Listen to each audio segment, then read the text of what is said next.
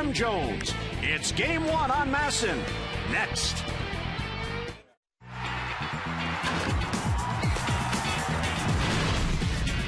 Washington Nationals baseball.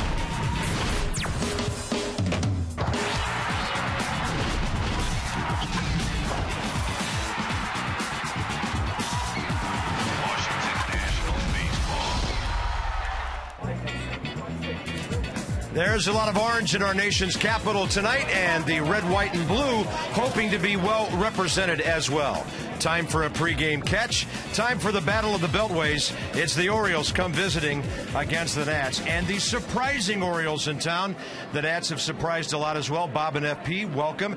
Jim and Mike in a moment. But first of all, let's talk about the guy named Adam, because in many ways, Adam LaRoche has carried this ball club this year. Yeah, the Nats have Adam LaRoche. The O's have Adam Jones. It's going to be a battle of the Adams tonight. But with Adam LaRoche, talked to him today in batting practice, and he was talking about how while he always looks relaxed, maybe his mind was racing a little bit this year he's been able to slow his brain down a little bit, and he's seeing the ball big. So very relaxed at the plate, and you all know if you're relaxed, you can hit. Orioles lead the major leagues in home runs, great offense, and with that perspective, here's Jim Hunter. Yeah, Bob, you talk about home runs. Adam Jones, Mike, now with 13. The Orioles have won 3 in a row. Adam has homered at all 3. Probably not a coincidence. Oh, no, he's red hot right now, seeing the ball like a pumpkin coming in there. Here's Adam Jones right here against the New York Yankees. First of his 3 consecutive days of home runs off one of the best pitchers in the game, CC Sabathia, into the night right there. And then extra inning affair, 15th inning against Kansas City, deep into the restaurant. And the next day, the O's are down 3, but Adam Jones hits a homer to make it 3-2 and get him back in the game. So tonight here, Adam Jones and the Orioles, they have driven 35 miles south from Camden Yards. It's the opening game, the Battle of the Beltways, interleague baseball from our nation's capital. Lineups and first pitch are coming up next.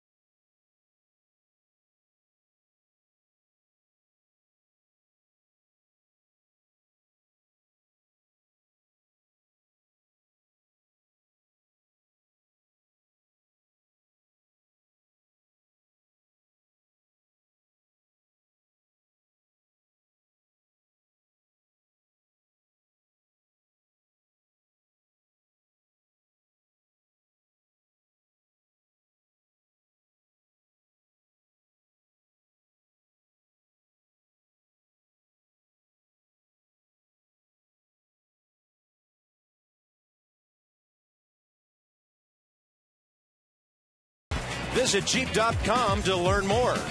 By AT&T, the nation's largest 4G network. AT&T, rethink possible. By Men in Black 3 in theaters May 25th. And by Southwest Airlines. Find our fares only at southwest.com. Beautiful night on the banks of the Anacostia. The ballpark is filling up. A lot of folks are still coming down Half Street from the Navy Yard station on a beautiful night. Visit Train.com for an independent Train comfort specialist dealer near you. It's hard to stop a train. 73 degrees, low humidity. The Nationals take the field. Southwest lineup for the Orioles, hitting .251, 7th in the American League in hitting, 3rd in runs, 1st in the Major League in home runs, and what a comeback season for J.J. Hardy. 19 extra base hits, 7th in the American League, and he's hitting .407 with 12 RBIs in his last 12 ball games.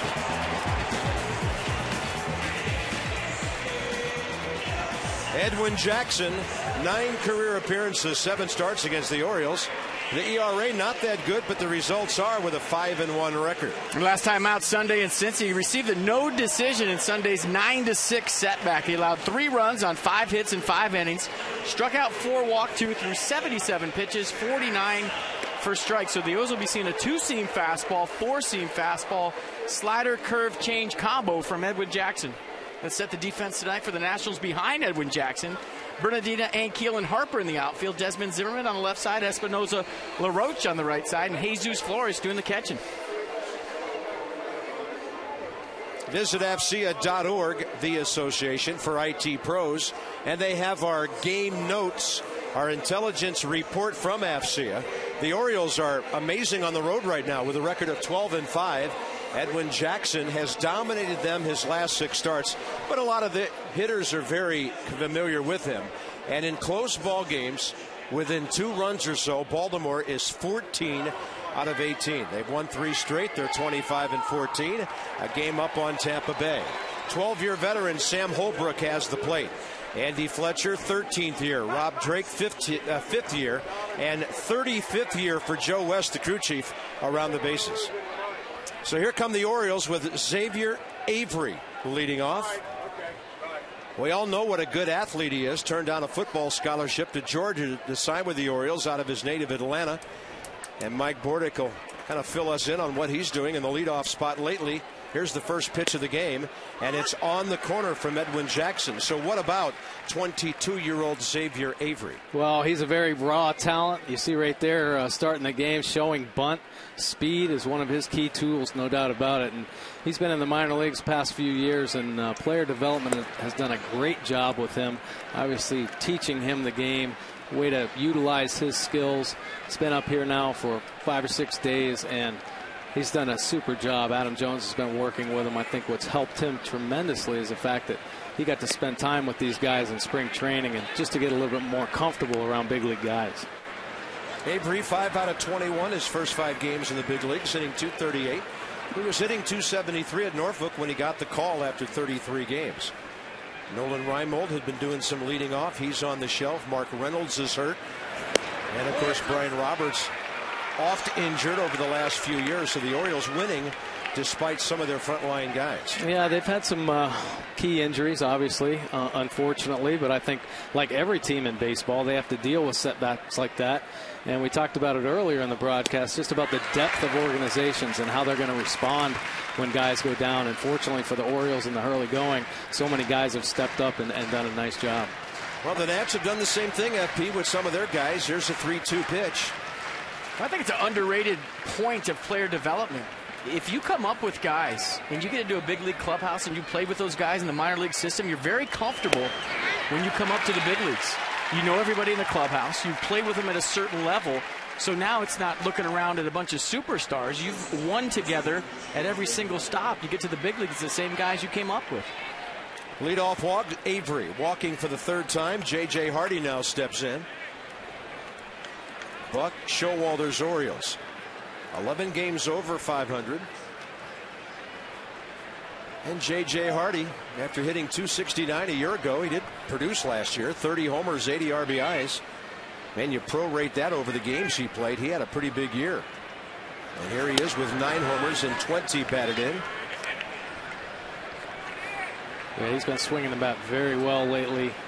You know, he got off to a slow start. A lot of it just rhythm and timing for him, and he's settled in. He's seeing the ball big right now as well. Good lead at first by Avery,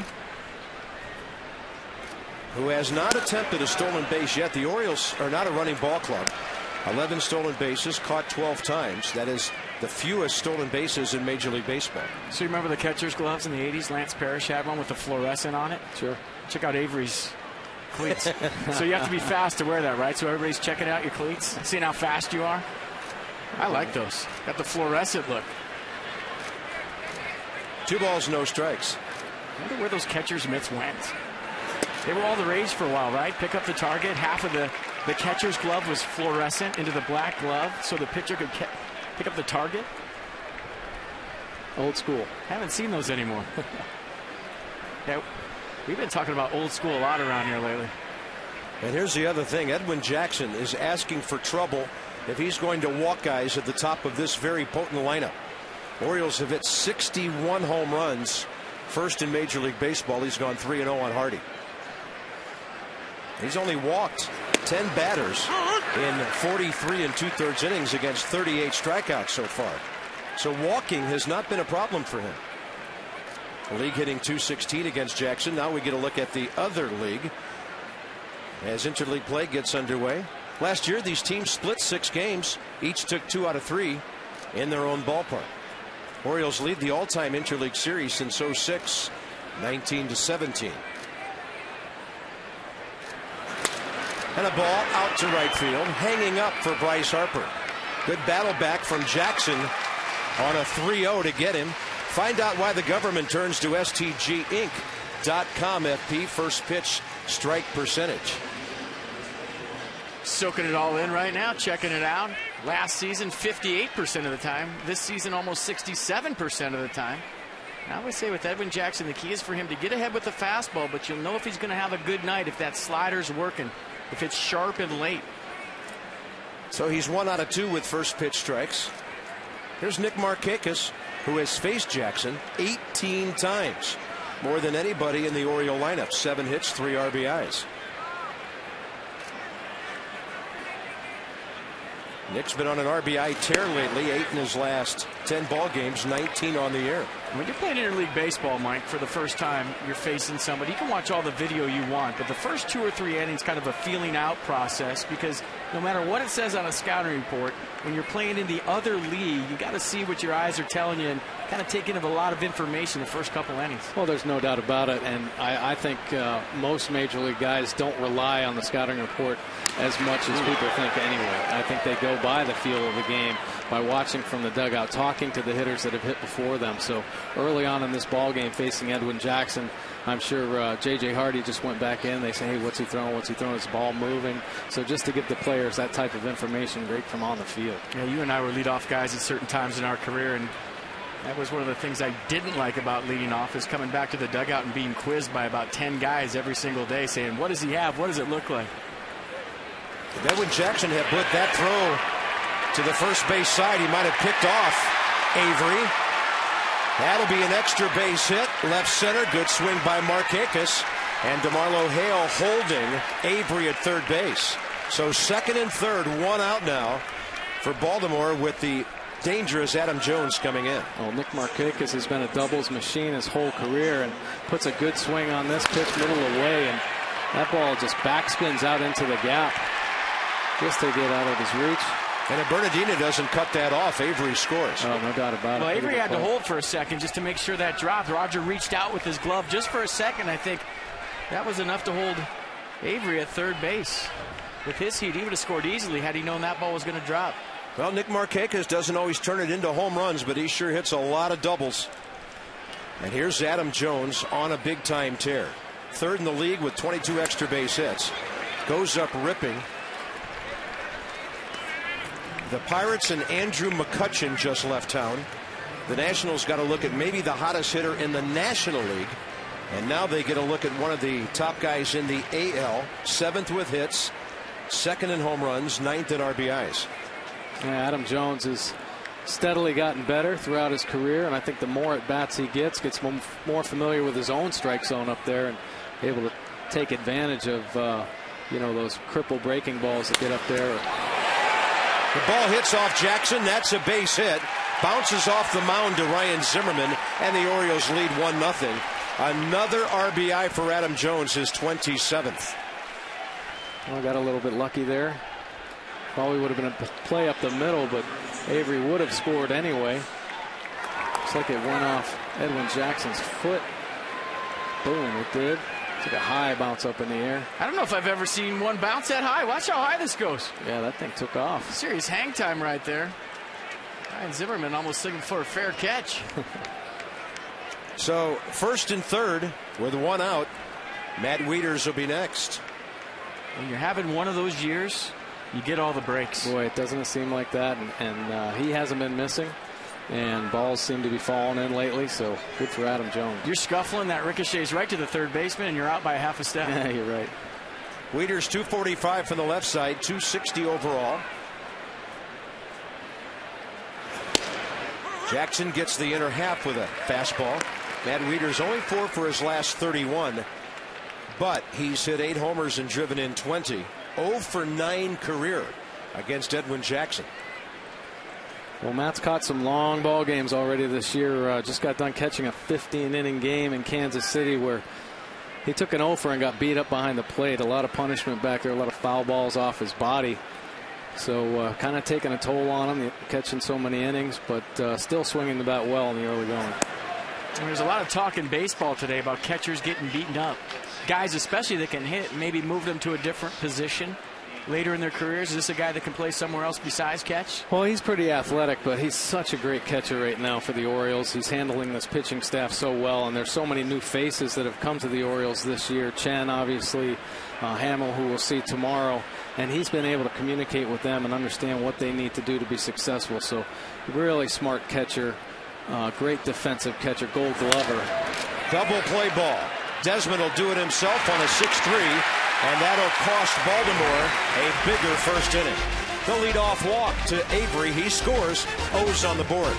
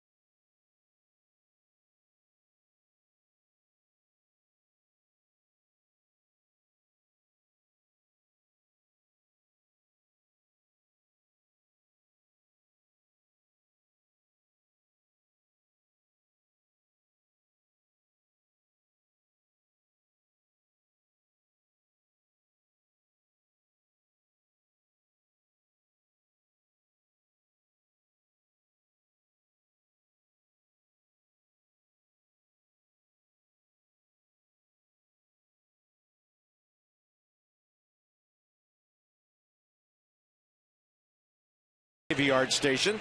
Nets coming up, bottom of the first. See your authorized Dodge dealer. Experience a world of performance, design, and fuel efficiency. Schedule a test drive or go to Dodge.com. Check out their powerful lineup. Adam LaRoche, 375 career against Baltimore. Finds a way to score. He's finding a way to do everything for the Nats right now. 7th in the National League in hitting, 6th in on-base percentage, 3rd in runs batted in. And he faces 26-year-old Jake Arrieta. Arrieta tonight will make his 9th start. 5.21 ERA. Must be getting some run support, huh? Well, last year he got tremendous amount of run support, but this year Jake's had a couple starts where he's been absolutely brilliant. But his last 2 outings, he got roughed up by Texas and Tampa. So he's looking to bounce back and find some consistency out there, and keeping his composure and avoiding the big inning is going to be a key for him. When he's going good, what is he doing well? And when he's going bad, what is he not doing well? Well, I'll tell you what, when he's going good, he can locate his fastball. He's great life. He keeps it down in the zone, and he throws that changeup off it. And he has plus stuff, plus breaking ball, plus changeup, plus fastball, and it's all about location with him. There have been times throughout this year where he tried to, for instance, in Anaheim, he tried to pick a guy off first base. He threw it away, didn't make it out of the inning. You know, lost his composure a little bit, not able to settle back in. Tempo's big for Jake Arrieta, but he does not lack confidence. He's an aggressive guy, and he works hard at his craft. There's no doubt about it. Ian Desmond, notorious first pitch fastball swinger, took one for a strike. Late on that one, he's 0 for 4 career against Arrieta. Ian Desmond, 9th in the National League in hits with 45. Little tapper over the mound, rushing on Robert Andino for the first down. Nice play there by Robert Andino. Part of a strong defense up the middle. And here's the Orioles defense tonight. Xavier Avery in left field. Adam Jones out in center. Nick Markakis in right. Wilson Betterman gets the start at third base. J.J. Hardy at short. Robert Andino at second. Davis at first. And Matt Wieters doing the catching. Yeah, who won a Gold Glove last year. Threw out 37% of his opposing base runners. Roger Bernardino takes one in there. Easy to look at the numbers for the Orioles defense and say, what's up with 38 errors, tied for the worst in the league with Toronto. But a dozen of those have been over at third base, where several different guys have tried to hold that thing down.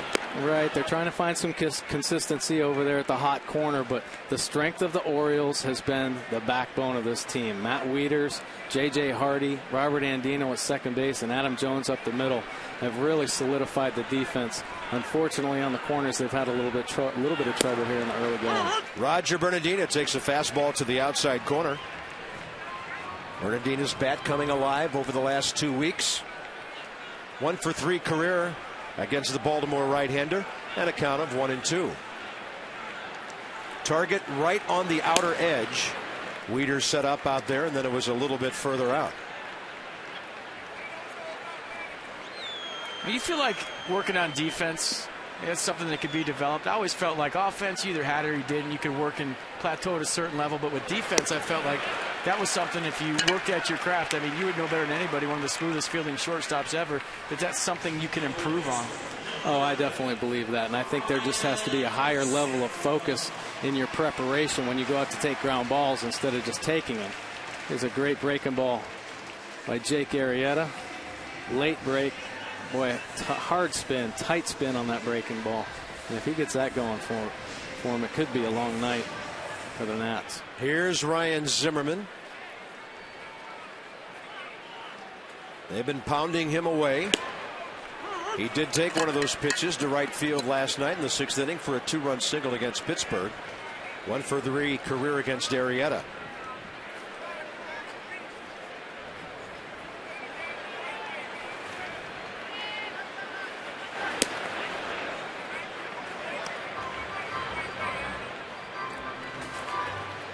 "30 games interleague play now for Ryan, who's been up since September of 2005. I remember back in those early days when we shared our telecasts almost every year, we'd interview Ryan and Nick Markakis together, seen as two very young but potential superstars in their respective leagues. Ryan, because of injuries, has been stopped a bit in that quest the last couple of years. Back healthy now. 2-1 pitch. Ball 3. Well, we're talking about the Orioles' third base defense. Ryan Zimmerman, one of the purest third basemen, I think, in the game, which in my opinion, finding a premium third baseman nowadays in baseball is really hard to do. And when you have one, you need to hold on to it. Yeah, I always say he's a baseball player, all facets of the game. Not just defense and hitting, but base running, work ethic, the example he sets on the field, the example he sets in the clubhouse.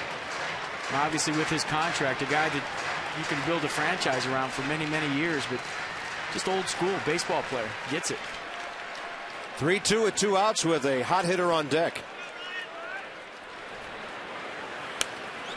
2 pretty good rips.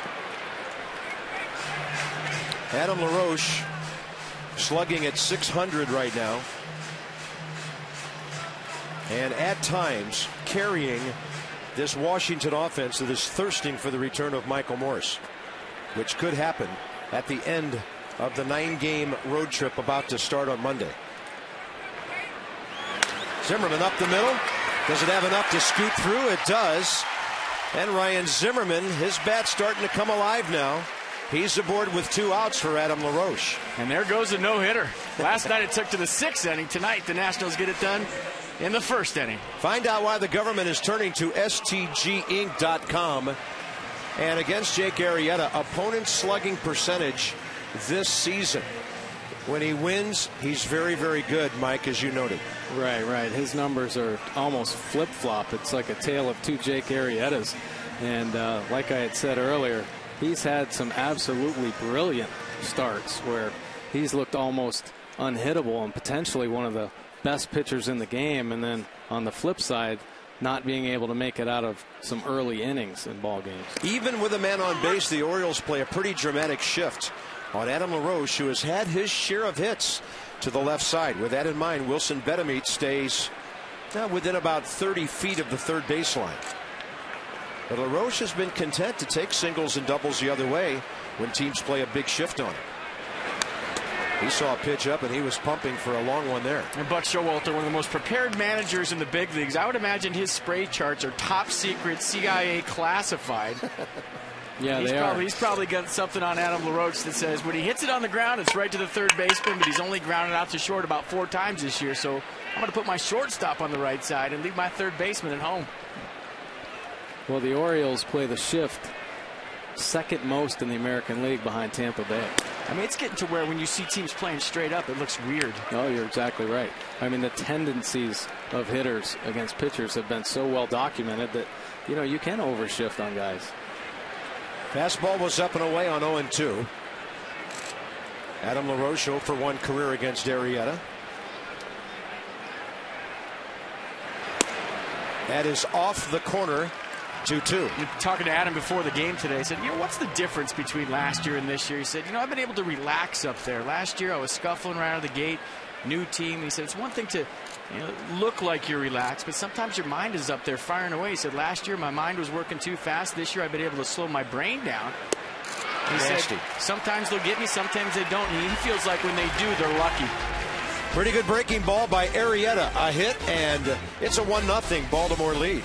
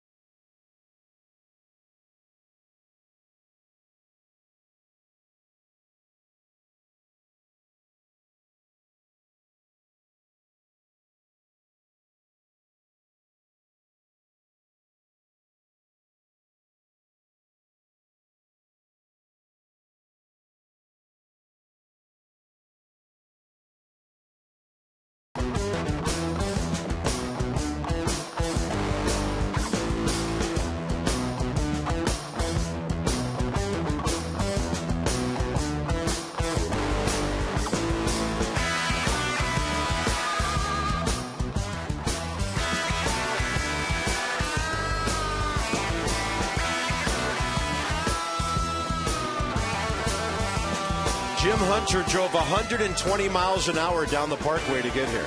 Second inning brought to you by Luna. Call for the Luna double. Get your second room of flooring free. 877-241-LUNA. And Mike Bordick is still trying to get his equilibrium. Here's Wilson Betemit, top of the second. That was an actual non-sped up piece of tape from Jim Hunter's car. Betemit hitting at 233. Nats have seen him in years past. Atlanta in 01, then 04 to 06. Now a 30-year-old veteran from Santo Domingo who hit 292 for the Tigers last year. He's been doing a nice job with the Orioles as well. Brought over here primarily as a switch hitter, for being a switch hitter and a high on-base percentage, almost 340 career. That's a tapper that was fair for a while, but foul before it got to the bag. And he's had some big hits already with 6 home runs and 19 RBIs. LaRoche going over the line. That was closer than it looked. I was wondering if it got the front edge of the bag. LaRoche did what you're supposed to do as a fielder. Don't umpire, make the play, and let the umpire make the call. But I was wondering if that nicked the front corner of the bag. Meaning, did it go over the front corner of the bag? Betemit, Chris Davis, Robert Andino here, top of the second. Betemit 2 for 8 career with an RBI against Edwin Jackson. That's low and inside. And the count's even 2-2. Well, I remember this young man when he came up with Atlanta. They just thought he had unlimited potential. They later found out he had signed at the age of 15 in '96, but he's been in the minors for a long, long time at various stages of his career. Combination of speed and power. And Edwin Jackson throws one by him. First strikeout for the Washington right-hander. FP checks it on the Nissan pitch track. Yeah, 96 challenge fastball, climbing the ladder, and that's the best fastball of the day from Jackson velocity-wise at 96. Here it is, hit it, climb the ladder, and all lefties think they can hit a high fastball. It looks big in your eyes, but when it's 96, it's hard to catch up to. Next up is the first baseman, 26-year-old Chris Davis. 3-player deal, came over from Texas. Koji Urahara went over to the Rangers. Chris Davis came with right-hander Tommy Hunter. And he's already seen Edwin Jackson 11 times in his career without a hit. Well, Chris is coming off a pretty good series over in Kansas City. Went 5 for 8. All singles, but and he's kind of tapered off on his home run production here in the last few weeks. Hit 5 home runs early on, but has tremendous power potential. There's no doubt about that. And a 1-1 pitch, it's fouled away. Got pretty good off speed too, from what I've seen. Got a good fastball, some pretty good off speeds. Not afraid to get on the mound and pitch. Oh boy, he can pitch, baby. Yeah, he lit him up there. 91 he threw in the extra inning game up in Fenway Park. That was great. I was watching, rooting for him. Anytime a position player takes a mound, it's fun to watch. But to see a guy get out there and strike out the first hitter he faces. Yeah, and actually be successful. You're right. And you've done that. I've done that. You can't win in that situation as a hitter. You're supposed to get a hit off him. And if you don't, it's the worst thing ever. 2-2 pitch. A swing and a miss. Jackson starting to find his groove, and it's almost as if that double play ball gave him a jump start. Slots, tables, and dining, the ultimate triple play, Hollywood Casino. Charlestown races with the all-time head-to-head. 26 over 25. Look at the runs are just about even. The home runs are even. Batting average not that much different.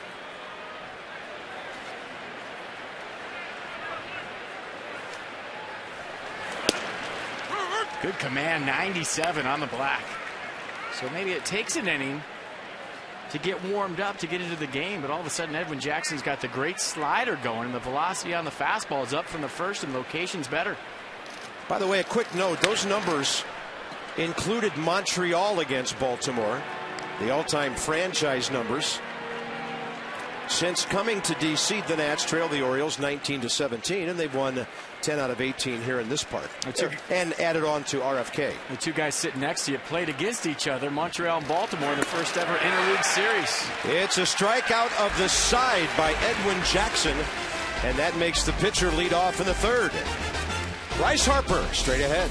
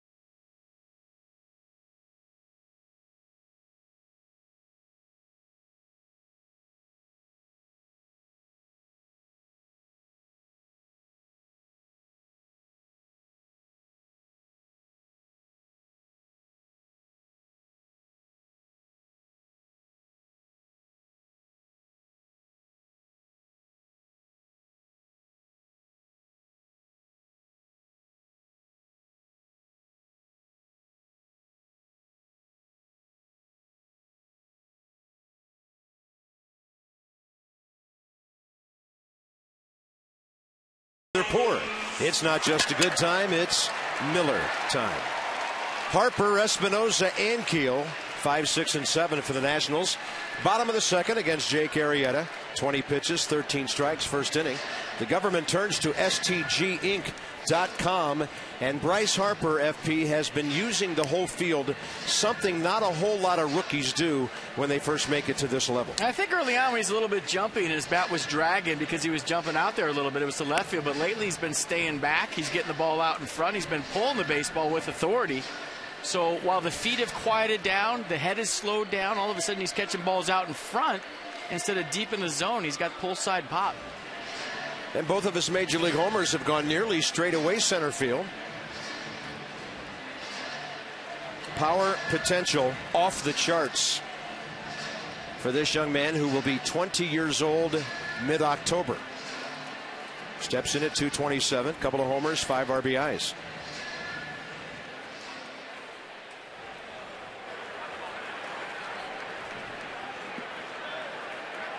$15 hits in his first 18 big league games. Arrieta goes breaking ball and misses. It's so big to get that get me over curveball over for strike one, because you show the hitter you can throw it for a strike. Now all of a sudden, maybe in a 2-strike count as a hitter, you have to commit to it. But when it's ball one, advantage hitter. That fastball, 93 in there.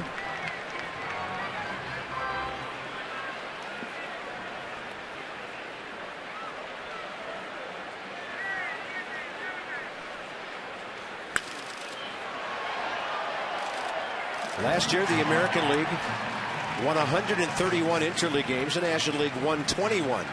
A .520 winning percentage. All time, the American League has a .522 winning percentage. Off-speed breaking ball on 1 and 2. Slow chopper.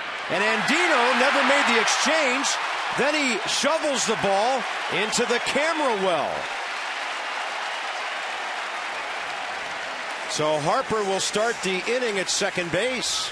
We talk about Bryce Harper's hustle all the time, and you know, Mike, you could talk about it. When you got a guy that's going to run hard to first base all the time, it puts pressure on the defense. Now you start to rush a little bit, maybe peek up before you make that flip. Well, there's no doubt about it, FP. And that's exactly what happened here. Robert Andino has been playing great defense for the Orioles. And obviously Bryce Harper hustling down the line, and Robert Andino has to be perfect on this play. Possibly peeked up, couldn't exchange, lost the ball, and then ended up flipping it into the dugout. Bryce Harper ends up on second base. That'll be ruled a 2-base error on Andino. Danny Espinoza is the hitter. I got that as a hit in there in my book. Bad ball heading to right center, and over to get it, Adam Jones. Tagging on a great read and going to third, Bryce Harper. I mean, that's the stuff you can't teach. Runner on second, nobody out. I mean, you're supposed to be a little off the base right there, especially on a ball that's a tweener in the gap. But Bryce Harper, right out of the gate, goes back and tags up on a medium hit fly ball to right center field. Watch Bryce Harper. As soon as it's hit, he goes back to the bag. That ball might be in the gap. He knows that Adam Jones covers a lot of ground. Great base running, great read by a 19-year-old rookie. He also knew that Adam Jones was moving away from third base when he caught that ball. Well, you're right there, too. So a couple of great points, but I think the scouting report, knowing who the center fielder is, plays a huge part in that, and Adam Jones can definitely cover a lot of ground out there. Here's Rick Ankiel, 2 for 3 career with an RBI against Jake Arrieta. The Nationals a chance to tie the game with an unearned run here. That's a fastball that's close. 1-1. There's certain things in this game you can't teach. There's certain things you can work on and develop, but having instincts on the bases like that, stealing home on a pickoff throw to first, reading that play to get back and tag and get to third with 1 out, that's impressive. And a couple of tight fastballs just missing. Ankiel has the count in his favor, 2-1. 7 RBIs on the year for the former pitcher turned outfielder years ago.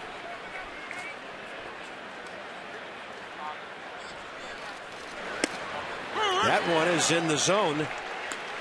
And you will see pitchers just throw high fastballs to Rick Ankiel. Kinetic North America pitch track. Pretty nice pitch right there. That fastball runs back in over the plate, up in the zone.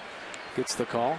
Kinetic North America, world-class technology, responsive solutions to their government customers. Now the infield comes in on 2 strikes, and Ankiel strikes out for the 29th time this year. So Buck Showalter pulled that infield way in on a 2-strike pitch. Tomorrow night with the Orioles here, 7:15 first pitch. First 30,000 fans receive a Nationals script cap presented by ExxonMobil. You must enter the center field gate to receive that item. Go to nationals.com/tickets. Some restrictions apply. And if you're an Oriole fan and you don't want the ball cap, give it to somebody in red or blue. Don't throw it away. Just give somebody a little impromptu gift. That'll be okay. You could have a National League team, can't you? I don't know. I don't know, FP, about this. These two. Probably. Don't know about that. Well, it's an interesting scenario right here. Jesus Flores hitting the 8-hole, Edwin Jackson on deck. And I'm sure that Arrieta knows that Edwin Jackson can hit. So maybe this is a time when the pitcher's on deck and you have a little protection in the 8-hole. Get something to hit. A lot of times it's just a pitch around piece, see if he'll fish. Let him get to first base. You go after the pitcher, but Jackson can hit.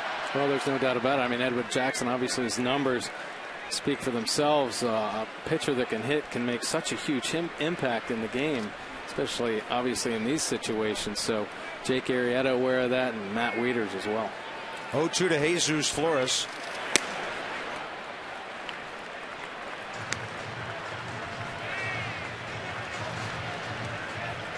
Flores a couple of knocks last night, a little 2 for 3 with a sacrifice. He broke up the no-hitter in the 6th inning with a double off James McDonald.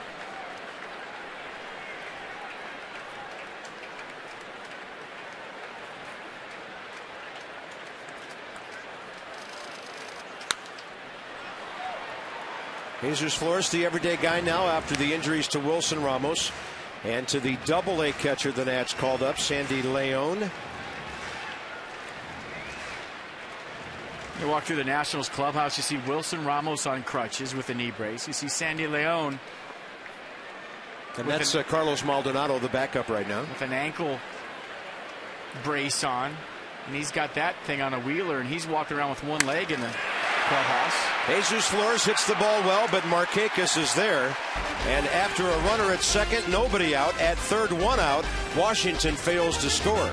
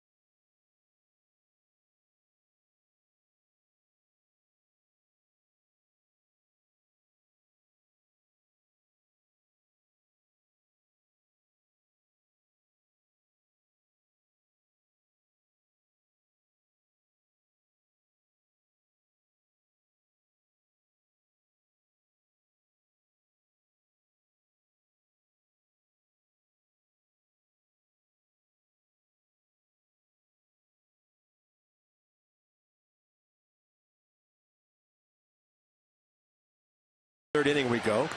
4 solutions that help you achieve your financial goals. PNC Bank, for the achiever in you. And we check in on Xavier Paul. We have Xaviers all over the place. Nady, Avery, and Paul.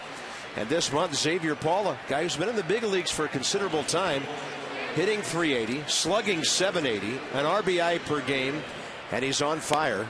That's a lively bat down there at AAA. And the Nats have some good left-handed bats with that ball club. American League East, the Orioles sitting on top. They've won 3 straight, 11 over, and a game ahead of the Rays, 4 up on the Blue Jays, 4.5 on the Yankees 6.5 the Red Sox, and then the National League East. The Nats have been the team in first place the majority of the time, but Atlanta has been playing so well. And the Braves are at 24-15. The Nationals a half game back. And FP said during spring training, the New York Mets are going to be better than a lot of people think, and you have turned out to be so right. But the entire division is over 500 now, with the Phillies 20-19. You said it so right, and David Wright has been the offense for the Mets all season long. And I gotta admit, I didn't believe a word of it when you said it. Well, what do you believe in? Now they've done well. There's a fastball in there to Jake Arrieta, who's had 7 career at-bats with an RBI and a sacrifice bunt. Third year with the Orioles, limited bat time in interleague games. And Jackson, who's on a bit of a roll now, he's retired the last 4 hitters, getting 5 outs in the process and the last 3 on strikes.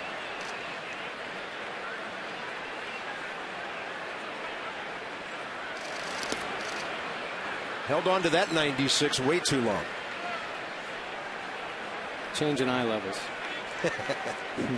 See, this is where I think interleague play is not fair. You got a guy like Jake Arrieta who's going to hit, what, a handful of times this season? And you got Nationals hitters who work on it every single day. They come out early and take batting practice.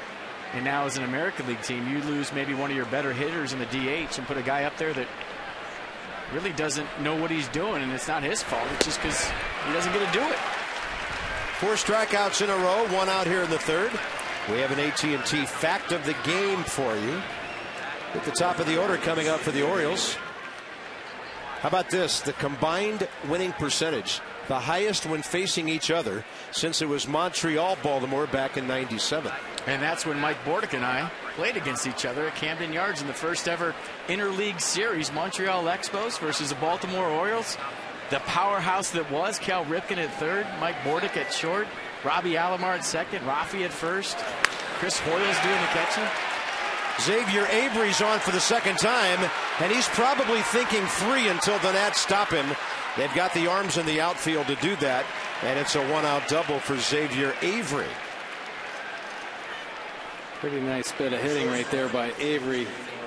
We've been talking about him earlier, and he's shown great composure at the plate. Obviously, his first at bat drawing that base on balls, and he gets this fastball down the middle and knows what to do with it. Stays hard to the middle of the field.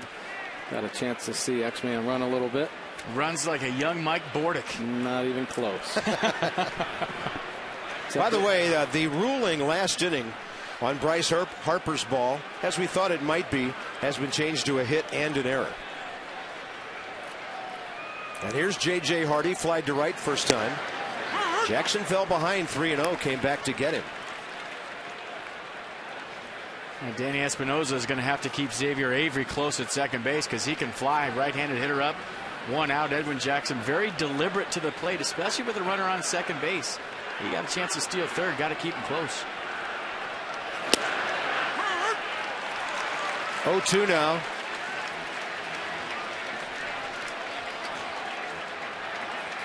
The control's been great from Jackson so far in the fastball.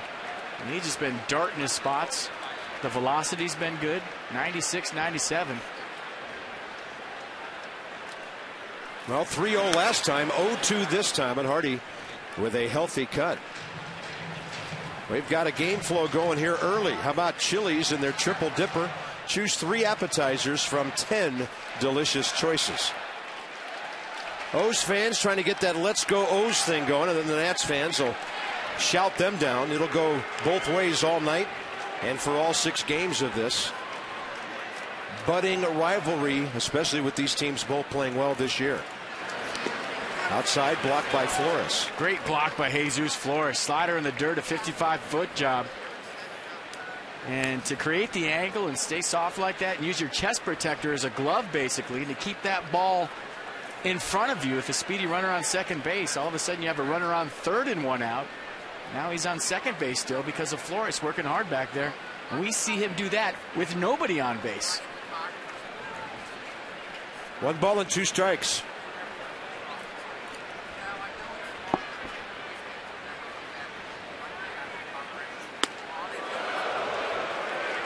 Stood him up straight. 2-2. Set him up for that slider down the way. Keep him off the outside pitch. Anti-dive pitch right there, meaning you want to keep J.J. Hardy from leaning out over the plate and thinking he can hit a ball to right field. So you back him off with the fastball up and in to get to the slider away. This is a pretty big power guy to have in your number 2 spot. 30 homers last year. Actually tied Troy Tulowitzki for the major league lead by a shortstop, and he had 28 of them from June 1st on. Off to another extra base hit streak this year. And check out the swing from J.J. Hardy. So you get a 94-mile-an-hour fastball up and in, and then he goes with a fastball away. And watch the swing right here. Kind of just getting it where he was thinking about inside, and he did the emergency hack and fouled off the pitch outside. It was because of the previous pitch. 2-2 with 1 out.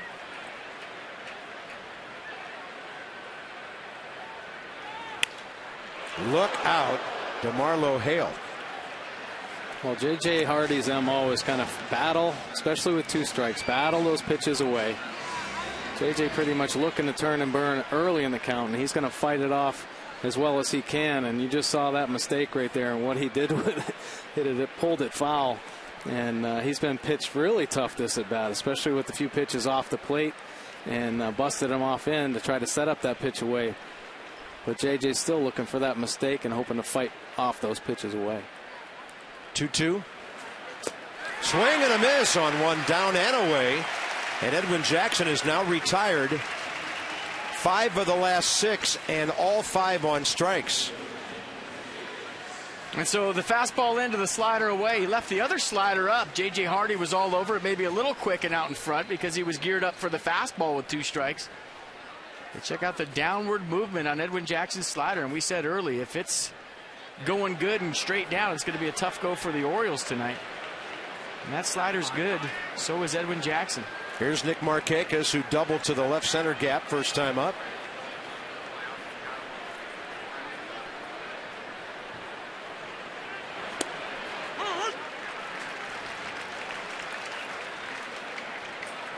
Third highest interleague hitter, Nick Markakis.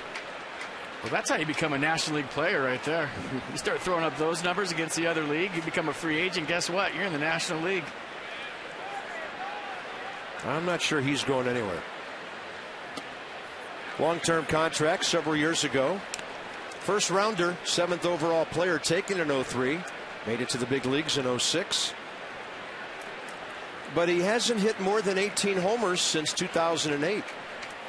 But he is a doubles machine. 45, 45, 31 last year.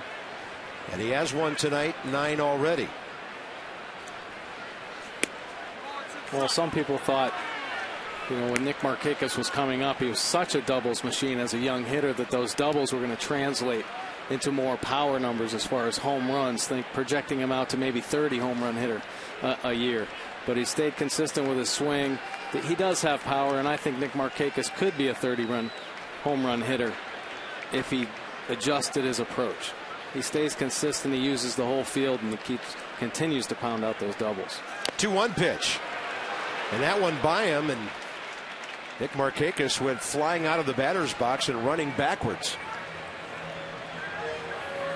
And it looks like got him on the foot that doesn't have the shin guard on it. Trying to shake off that left foot. And isn't that the way it always happens? You got the armor on the right foot. Let's see where it gets him. Yeah, right on the back foot. Wow. For people that haven't fouled a ball off their foot, nobody understands how bad that hurts. Now you're seeing stars, you're nauseous. Yeah. Oh, man. You're going up there and you're not even thinking about hitting the baseball now. You're thinking about the pain in your left foot. And what do they always do? Go right back in there. Right. Yeah, and you feel like you got to hurry up to get back in the box because there's 30,000 people that get in there. 2 balls and 2 strikes. He drills it. Espinosa. Quite a pick to his left. And the Orioles will strand their second runner of the game. Jim Hunter on the way for the next 4.5. 1-0. See you, Carp. Bye now.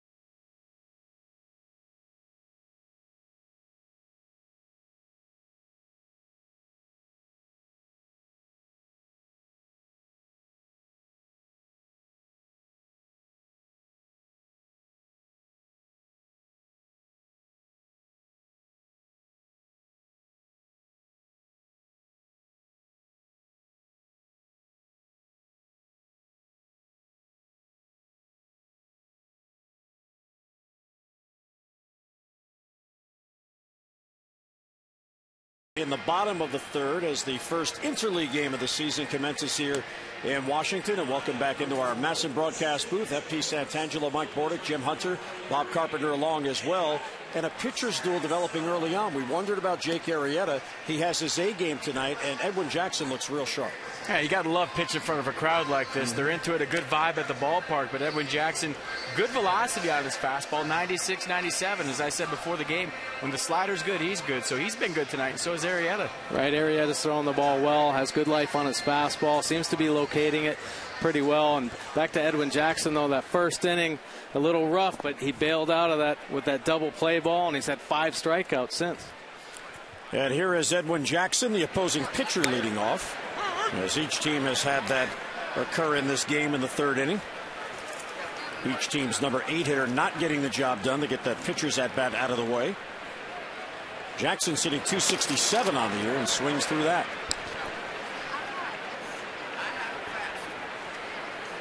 Ian Desmond on deck, then Roger Bernardina for the Nationals in the third. And there are the pitch counts so far. There's a strike right there, and there's a strike recalled. So number 4 for Edwin Jackson is the first out of the third inning. Well, the Maryland Lottery Strike It Rich contestant of the game is Lee Grant of Pasadena. Lee has already won $500. And for every strikeout the Orioles pitch during the game, Lee wins $100 more from the Maryland Lottery. See how you can turn non-winning Strike It Rich scratch-offs into cash and enter to win great prizes at mdlottery.com/strikeItRich. And he's already added 4 strikeouts in the game. Here's Ian Desmond. First ball swinging and a base hit up the middle. Well, I heard Bob talking about Desmond, the first ball fastball hitter. He got one. Shot it right through for a 1-out single. Oh, he's swinging in his car on the way to the ballpark. He's not waiting for anything. Ian Desmond, a very aggressive hitter. Not your prototypical leadoff hitter. He goes up there ready to hit. And that's a ball when you're going bad, kicks off the mound right to the shortstop. But Ian Desmond's been having a nice season this year. Slowly becoming one of the better shortstops in the National League. And you see the tilt of the mound right there. I've seen it hit the side of the mound, kick right to the shortstop. Got a nice bounce right now, and all of a sudden he's on first base. So Arrieta back to the stretch for Bernardina, who swung through strike 3 his first at bat, and a high fastball. Wieters behind the runner, but Desmond gets back. Pretty good snap throw right there by Matt Wieters, the Gold Glove catcher. He's worked hard on that all spring training because last year the Orioles had a hard time really controlling running games and made a point of pitchers quickening their times to the plate, and Matt Wieters throwing behind guys. Everybody knows about his percentage of throwing out runners, but really to stifle that running game. And Bernardina can't catch up to the fastball. FP was talking about that interleague series at Camden Yards in 1997. The Orioles played their first interleague series in Atlanta, so it was on the road. And Montreal then came to Baltimore. FP outdid Bordy in that series. FP went 5 for 11, Bordy 3 for 10. Why do you think I brought it up? I'm surprised I got a hit. I was suspicious, typical broadcaster. When you were talking about it, I was thinking, let's see if that memory over the years. The only reason I remember is I was in the middle of an 18-game hitting streak, and that's the only hitting streak I ever had at the major league level. I remember being petrified to face Jimmy Key on the day game, the last day of the series, and he was locked in having one of those seasons, and those soft-tossing lefties always used to give me fits, and I was just thrilled to play in that ballpark. I remember as a young player coming to Camden Yards for the first time thinking, I had died and gone to heaven. And that game was the most interesting of the 3 because it was the rubber game of the series, and your Expos beat Mike's Orioles 1-0. Who was pitching for the Expos? Carlos Perez? That is exactly correct. See, your memory is accurate. That's why I checked. I remember the weirdest things. I swear I could not remember anything about yesterday's game, but something that far back. You played in it. And Carlos Perez ringing guys up on the mound with his little antics after he struck a guy. I'm sure your dugout was thrilled to face Carlos Perez. Well, you know what, FP, to be honest with you, the only thing I remember about the 97 season is getting beat in the playoffs by Cleveland. Runner goes, and the pitch is slapped down the left field line, and that fades back foul in this big crowd at Nats Park. I remember watching you on TV from home.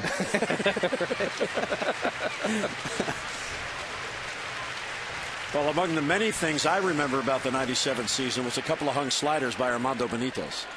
Not that I should remember those, but that's the reason the Orioles didn't go to the World Series. I remember in that series Benitez hitting 100 and raising the roof as he was walking off the field back to the Orioles dugout, getting the crowd into it after he hit 100. Right, and so he throws 100, so why throw a slider? Yeah, we wanted to hit one off his kneecap so bad. 3-2 again to Bernardina.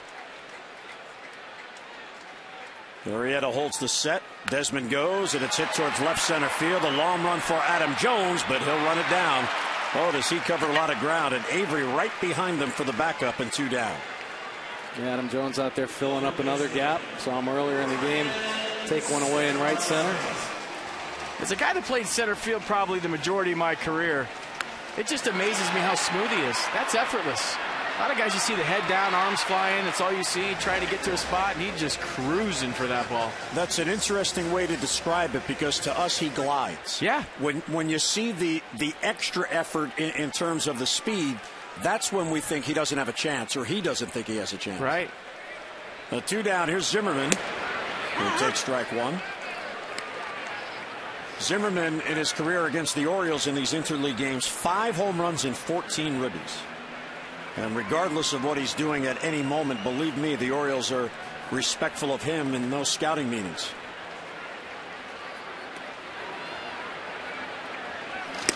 And there's a pitch right there for a strike. The Orioles are on a 3-game winning streak.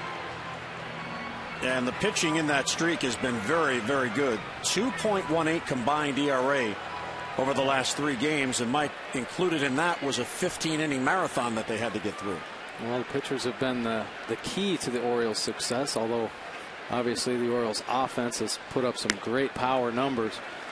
But in order to win ball games, pitching is definitely the key, and starters have done a nice job. Orioles' bullpen has just been magnificent.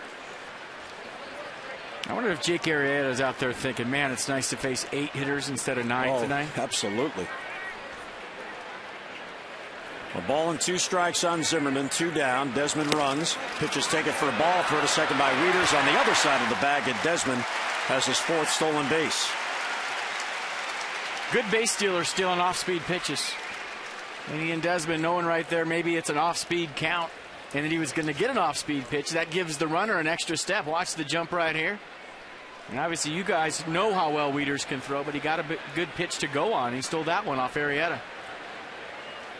Well, we sure did it. Good base runners have great instincts, obviously, but the great knowledge of and anticipation of what pitchers are going to throw, what to expect, and in that count with Jake ahead in the count, he can waste a pitch down. Well, whatever Zimmerman was looking for, he didn't get. He takes strike 3. That ends the inning for the Orioles. Coming up in the 4th, up by a run, Jones, Wieters, and Bettamy.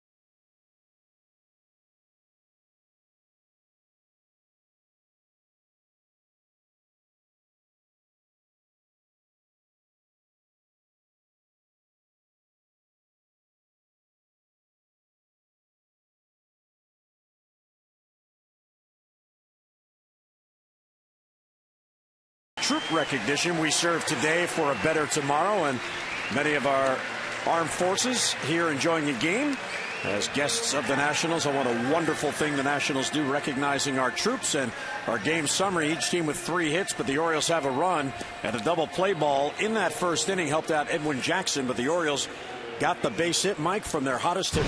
Oh, no doubt about it. I mean, Edwin Jackson hurt with that first batter base on balls to Xavier Avery, and then Adam Jones gets that base hit up the middle. And after that, settling down, struck out 4 guys in a row at one time. So the fastball obviously getting locked in with location. The slider's been good.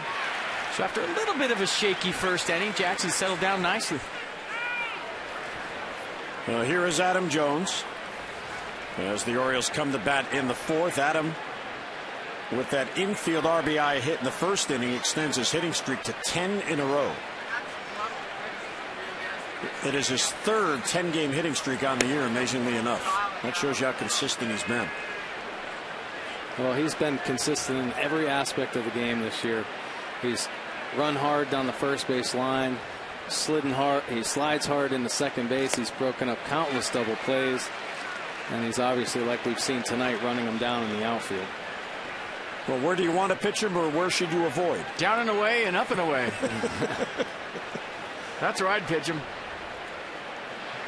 Find that 0 box.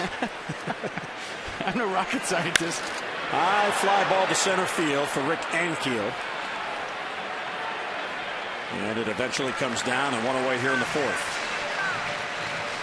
Well, just a reminder, as you enjoy a cold one, to look forward to Miller time later on in the game, brought to you by Miller Lite. And there's that baseball mug again, Bordy. Yeah. I said I want one of those. Need a handle on it, though. But I'll take it any way I can get it. I'll go baseball bowl full of beer any day. Here's Matt Wieters, who bounced into that inning-ending double play in the 1st. And swings through it on 1. Matt yesterday enjoyed a full day off, which has been rare for him this year. Buck Showalter has been using Matt as the DH in games in which he doesn't catch. But the night before, as Mike alluded to, you catch 15 innings and take about, was it 17 foul tips off his body? And we're not exaggerating. And so he got the full day off, day game after night game. The Orioles this year have altered their roster in the sense that there is not that one prototypical DH. Buck Showalter wanted versatility, so he utilizes several players at that position instead of having, like last year, Vladimir Guerrero. I kind of like that. You get more guys involved. You get more guys that actually know where their glove is in their locker. You know, they get out there and they play and they run around the field on certain days, and then they DH on other days. I just never understood how guys could do that. To me, that was the weirdest thing in the world. You know, did it a couple of times at the minor league level for days off to where I was the DH, and it just felt like you were pinch hitting 4 times. It's hard to get into routine. You know, there's so many different aspects of the game to where you can contribute, you know, on defense, and you're not doing that. It's all or nothing as a DH. It takes a special kind of guy. Wieters hits it towards Zimmerman, who charges, and near the mound will get the opposing catcher in 2 quick outs. So Wieters, who took an 0 for 7 on Wednesday in the 15-inning game, is 0 for 2 here tonight. Did you ever DH, Mike, at all? No, I never DH'd. I got pinch hit for a lot, though. But I agree totally with you, and I think the DH is kind of working its way out of the game slowly. I think players are becoming more versatile, and managers need them to be versatile, especially with so many interleague plays, you know, coming into play throughout the course of the season. Betemeet swings through it. Betemeet is back at third base today. He has a modest 2-game hitting streak going, but despite a modest .224 batting average in May, he does have 3 home runs and 9 RBIs in the month. And that's outside. Ball and a strike. 2 outs and none on. We're in the 4th. And glad you could join us as we bring our Masson families together. And after an enjoyable ride down the BW Parkway today, we made it safely. And that one is swept to first base. Easy play for Adam LaRoche. And a 3-up, 3-down inning, second on the night for Edwin Jackson. We'll go to the bottom of the 4th. LaRoche, Harper, and Espinoza are coming up.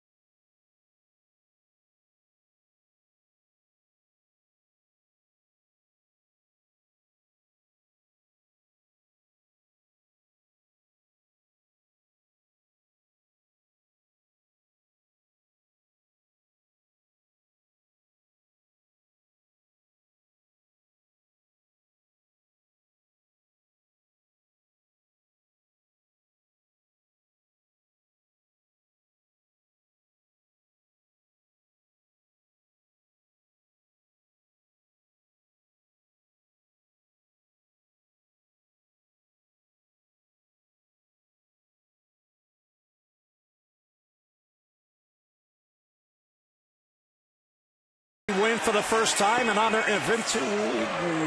No. George Washington, look at that. He still has a lot left. That's not fair. You win the race, you do the jumping jacks. As Jake Arrieta gets set to go to work here in the 4th inning. Well, purchase an Orioles Legend Celebration Series package, and you can lock into your ticket to each of the 5 remaining games in the series honoring the greatest Orioles of all time. And in each game, fans will receive a replica sculpture of that day's honoree. Order your ticket package now, and you'll also receive the replica Frank Robinson sculpture in case you missed it in April. 888-848-BIRD or online, Orioles.com/legends. Adam LaRoche, Bryce Harper, Danny Espinosa. And Arrieta gets ahead 0-1, which he has been doing very well on the night. LaRoche struck out his first at-bat, one of the 5 strikeouts for Arrieta, who was averaging about 8 per game. And gets right at him at the knees, and it's 0-2, and LaRoche does not appear to agree with the call. Pretty good changeup right there. Same action that he has on his fastball. Same movement, only about 8 miles an hour slower. 0-2 on the Nats leadoff hitter, and he got him. Another off-speed pitch, and Arrieta gets strikeout number 6 and 1 away. He is, without a doubt, Mike, a much different pitcher from his last start, which was his shortest outing of the year, 3 2/3. Well, here's the 3-2 or the 0-2 pitch right here. Nasty breaking ball, tight down. He started Adam LaRoche off with just a get-me-over breaking ball that was pretty hard, and then threw him a nasty changeup and finishes him off with just a tight breaking ball down in the zone. And Harper, a vicious cut, but he missed it. Arrieta is facing his 14th batter of the 13 to come up. He has gone 0-2 on 6 of them. So just under half. Harper reached on an infield hit and error his first at bat. And Dino making a nice play, got to the ball, couldn't get it out of his glove, and then with the shovel opportunity out of the glove, it ended up in the photographer's bin. He eventually made it to third, but was stranded there. I remember watching Arrieta's changeup tonight. He's kind of just showing it to the hitters, but it's been between 87 and 90 miles an hour. So he's got the good 12-6 curveball. He's throwing that for a strike early, then going to the extra curveball with 2 strikes. But the fastball velocity 95 with the changeup curve combination has been deadly. Harper works the count to 3-1. Well, Jake has quality stuff. There's no doubt about it. And we've been talking about this. He's dominated teams this year with his stuff. But it's a matter of controlling those big innings and limiting the damage, in an inning where potentially they score 4 or 5, knock him out of it. So he loses composure a little bit and loses his command. But everything seems to be working pretty well here in the early going of this game. Well, 3-2 to Harper is low ball 4 and a 1-out walk, and the first walk allowed by Jake Arrieta. Well, this day in history brought to you by Ocean City, Maryland. Go to OCOcean.com and click on Summer of Thanks for special deals and discounts. May 18th of 2004, Randy Johnson, the oldest pitcher to throw a perfect game. He was 40 years old. The Diamondbacks shut out the Braves 2-0. Now, he was not fun to face, right? No. No. There's not a whole lot more to say other than no. He was scary to look at, first of all, and he had a 97-mile-an-hour fastball, second of all. Sometimes he hit triple digits, and then he had a nasty slide piece at your back knee with 2 strikes, and it felt like he was pitching from 55 feet. Yeah, ridiculous. He let that ball go. It was right on top of you. I don't know how many times I thought my kneecaps were going to be gone, and that fastball would just come back over the plate. 0-1 on Espinosa, who flied out his first at-bat. Harper has 1 steal since joining the Nats. He's 1 out of 2. And then draws a throw, and he dives back in. He may have 1 steal, but he's shown in the early going how aggressive a base runner he is. He stole home recently. He's legged out a double on a ball that most hitters would just take as a single. Very aggressive base runner. Arrieta taking his time. Harper runs. Pitch is taken. Throw to second by Wieters. He is out at second base. He slid into the tag of J.J. Hardy. Well, there you go, Matt Wieters, Gold Glove catcher. Bryce Harper runs really well. Not the greatest jump. Matt Wieters, nice pick by J.J. Hardy, straddling the base, glove right there.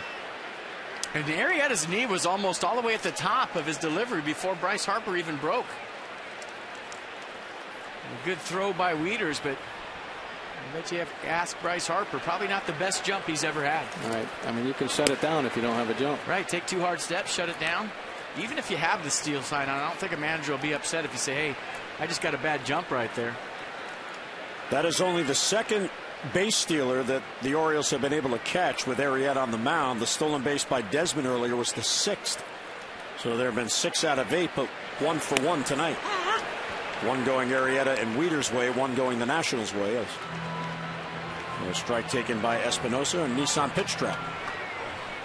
Yeah, here it is. A big breaking ball outside the corner. I think the umpire thought it was going to come back. Mr. Holbrook expected that. Jake's breaking ball has been so good tonight. And a pop-up. That'll be back in the crowd. And a real nice crowd here tonight for this first interleague game.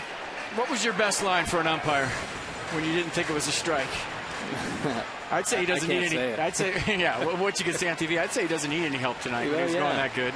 We talked about that last night on the air. When pitchers are so, like a Jake Arrieta, he doesn't need any help. Yeah, so you tell the umpire, come on, he doesn't need any help tonight. Yeah. 2-2 is right there for strike 3 as Espinosa lets it go by. That's number 7 for Arrieta in 4 innings.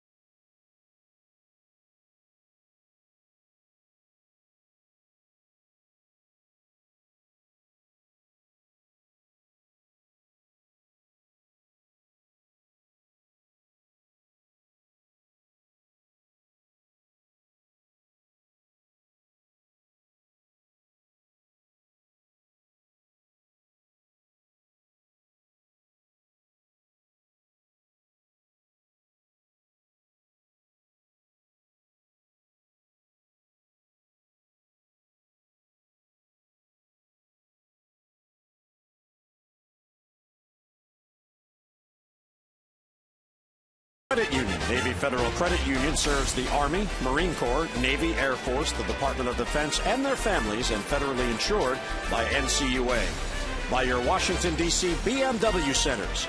And by Columbia Pictures' That's My Boy, starring Adam Sandler and Andy Samberg, in theaters June 15th.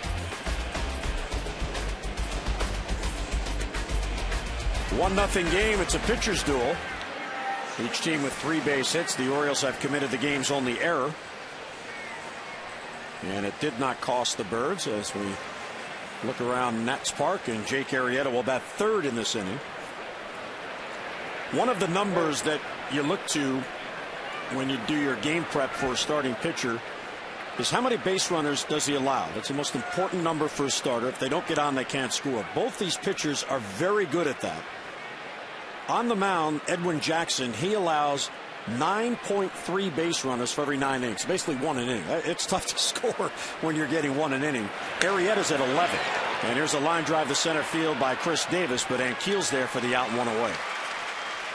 And it's a very simple way to look at it, but it makes a lot of sense. They can't hurt you if they're not on base. Oh, you're right. And unfortunately, pitchers that do get hurt are hurt by walks, base on balls, They're hurt by errors. Defense lets them down and gets extra guys on base. So both of these pitchers have done a great job so far at that. Keeping them off base, I mean. And one down for Robert Andino, who struck out his first at bat, one of the 5 Ks for Jackson. Robert had his 5-game hitting streak halted yesterday in Kansas City, took an 0 for 4. The other thing that's sort of unusual with this matchup tonight between Jackson and Arrieta. Here's the 1-0 and he swings through it. Each of these pitchers in their careers are exactly at 500. And that's the slider that Jackson's been featuring all night tonight. I've seen him pitch a number of times this year. I would say tonight is arguably his best stuff. And gloved by Zimmerman robs Andino of a base hit.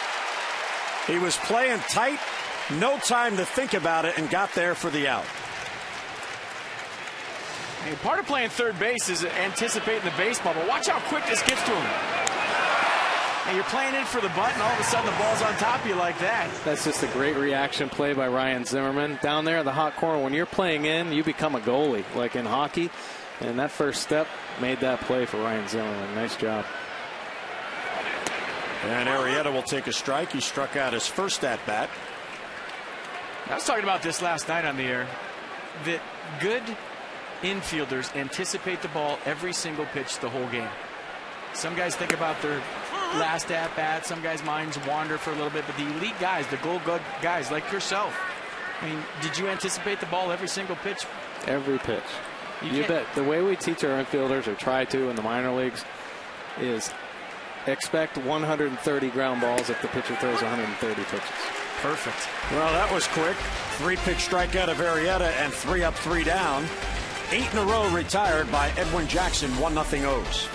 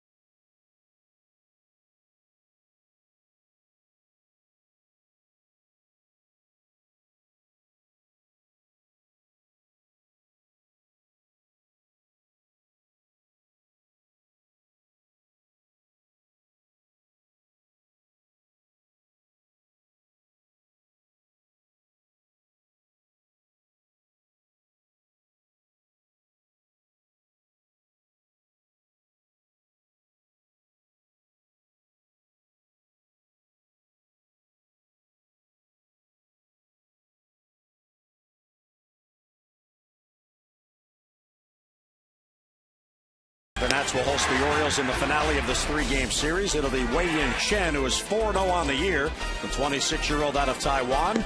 And he goes against Steven Strasburg, who is 3-1, 56 Ks and just 12 walks. Coverage begins at 1 p.m. with Nats Extra on MASN HD and O's Extra on MASN 2 HD. Tomorrow night's game is on national television on Fox. Well, it is a 1-0 game. What a beautiful sunset in our nation's capital. This game belongs to the pitchers. Is that orange or red? I can't decide what color that is. And there's FT's private jet coming in. I teed you up, Jim. You're supposed to say that's orange. And then I was going to say it's red. See about that win. Phew! Fans, if you're coming to the ballpark or if you're here listening to us, stop by the Ram 1500 for your chance to enter to win a lunch with Drew Storen. The 2012 Ram 1500 hard-charging power, easy-going gas mileage. And the fans are having a good time here tonight. A beautiful weather night. See, I was more confused when that plane flew into our shop. 65 pitches for Jake, very pitch efficient as he goes to work here in the 4th.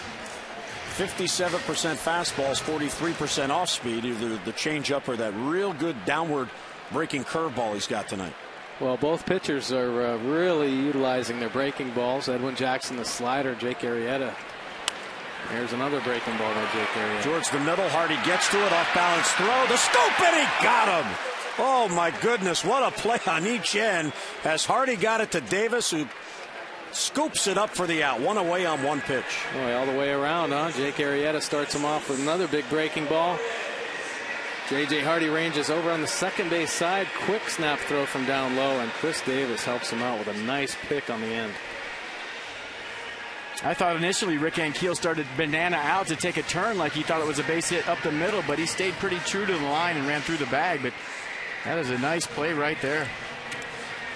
Well, we talk about the strength of up the middle of the Baltimore Orioles, and J.J. Hardy's been very consistent for them for the last couple of years, not only with the bat, but definitely with the glove. Flores fouls it back, and that is not an easy play to make when you have to stop your momentum and throw across your body like that. Well, there's no doubt about it. I mean, that's an athletic play, a control play, and shortstops learn to improvise out there, and J.J. Hardy did on that situation. Here's a chopper. This is going to be a tough play. Barehanded, he drops it, and Flores is on. Arrieta should have gloved it, Mike. It was the catcher running. And he tried to barehand throw, and he dropped it. Well, there's no doubt about it. I think Jake Arrieta is a good enough athlete where he can make the transfer from glove to hand, but knowing who's running will help him. Tries to barehand it up there and can't get the handle. You can see that coming. I mean, he put his bare hand in the air, and you're like, you don't need to use your bare hand. Use your glove right here. The catcher's running, but in a one-run baseball game with the pitcher coming up, that could be a big play. No ruling as of yet. And here is Edwin Jackson, the pitcher, who likely will bunt, even though it would be the second out. And he's squaring with Bettamy creeping in at third. Now he's going to swing away, and he misses. Runner goes, throw to second. He is out. Well, tried to work the hit and run right there. I mean, you have to be creative, I think, in the National League with pitchers, and I feel like Davey Johnson caught a break by getting Flores to first base. So all of a sudden thinking a guy that probably shouldn't have been on first base is on first base, and everybody charging for the bunt. Edwin Jackson handles the bat very well all season long. Tries to go with an aggressive play right there in the hit and run. It backfires. Well, Flores is caught stealing, the second in the game for the Nats. And that erases the infield hit for Flores. Meantime, it's outside, and 3-0 on Jackson. I also think actually he swung at the first pitch, didn't he? Yeah, it should be 2-1 on Jackson. I also think as a manager, you have to push the envelope a little bit when you have a guy like Arrieta out there with the stuff he has tonight, and you're trying to get some runs on the board. You can't just sit back and go station to station and rely on, 4 or 5 hits in a row. Even though it backfired and didn't look real good, I like the call. If it worked, everybody would say, that's a great call by Davey Johnson, being aggressive right there. Mike, you played for Davey Johnson. I played for Davey Johnson. He just lets you do your thing. Pretty much. Yes, he does, but obviously well aware of game situations and has great understanding of the opponent. And I'm sure the scouting report on Jake Arrieta, from what he's read, trying to put him in tough situations. There goes Mr. Jackson on the 8th strikeout for Arrieta. We're through 5, and it is a pitcher's duel here in our nation's capital.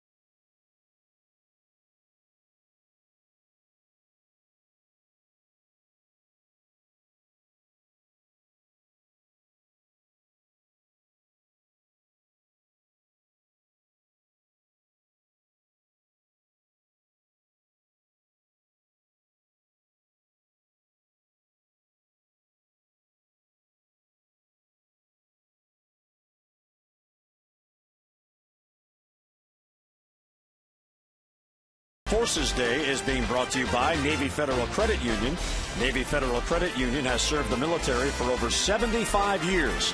If you're in the Army, Marine Corps, Navy, Air Force, the Department of Defense, or if your family is, we'd be proud to serve you too. By Cisco, a proud mission partner to the United States Department of Defense. And by DynCorp International, we serve today for a better tomorrow. Armed Forces Day is celebrated every year on the third Saturday in May. The day was created in 1949 to honor Americans serving in the 5 U.S. military branches, the Army, Navy, Marines, Air Force, and Coast Guard. We'd like to thank all the past and current members of the United States Armed Forces for their work and dedication in protecting our country and our freedom. Nice view of the Capitol Rotunda as Edwin Jackson goes back to work. Jackson has had 4 consecutive no decisions. He's only 1-1 despite his 8th start. He's thrown 13 of 18 first pitch strikes tonight. So getting ahead with the fastball, maybe stealing a strike 1 or 2 here or there with a get me over slider and curveball. But his stuff has been good tonight. He's been electric. Same for Jake Arrieta. And Flores seems to have that knack of framing the pitch, moving it just ever so slightly to give the umpire a better look. Yeah, you talk about what he means to the ball club. You talk to some of the pitchers, and he just takes charge back there. He's a guy that's not afraid to tell you, hey, you're doing this, you're flying open, you're tipping your pitches, you're flaring on your changeup. He'll go out to the mound and take charge. So kind of a captain behind the plate, a lot like Wieters.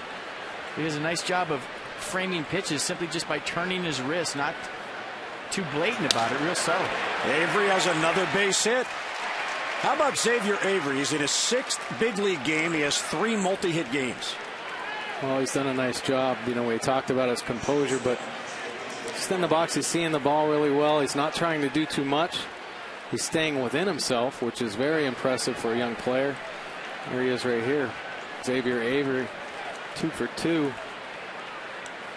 The base on balls and a run scored. Nice job. And look at that, from 5 through 9, all 0 for 2. Avery's been on base all 3 times. He has still not attempted his first steal as a big leaguer. There's J.J. Hardy, and the throw, and Xavier dives back in. Had a little lean going right there. And Mike, I talk about it all the time up here. Managers don't throw over to first to pick guys off all the time. They throw over to see if he's running. Does he tip off a hit and run? Is he leaning towards second base? Well, there's no doubt about it. And well, this is a great example of what speed does. Obviously, gets pitchers to throw over, gets him in his head. Even if he was leaning, it did look like he was leaning towards second base. Once again, throws over, so Edwin Jackson distracted a little bit. Speed the distractor. It is. You see pitchers sometimes worry about the base runner a little bit too much and hang something to the guy in the batter's box. But the cat and mouse game going on right now between Davey Johnson and Buck Showalter. You know, do you take off the steal because he tipped it? Do you leave it on? Do you pitch out? It's all part of what goes on after a throw-over based on the information you see. He does not go on the pitches down and away. The Orioles are really not a running team.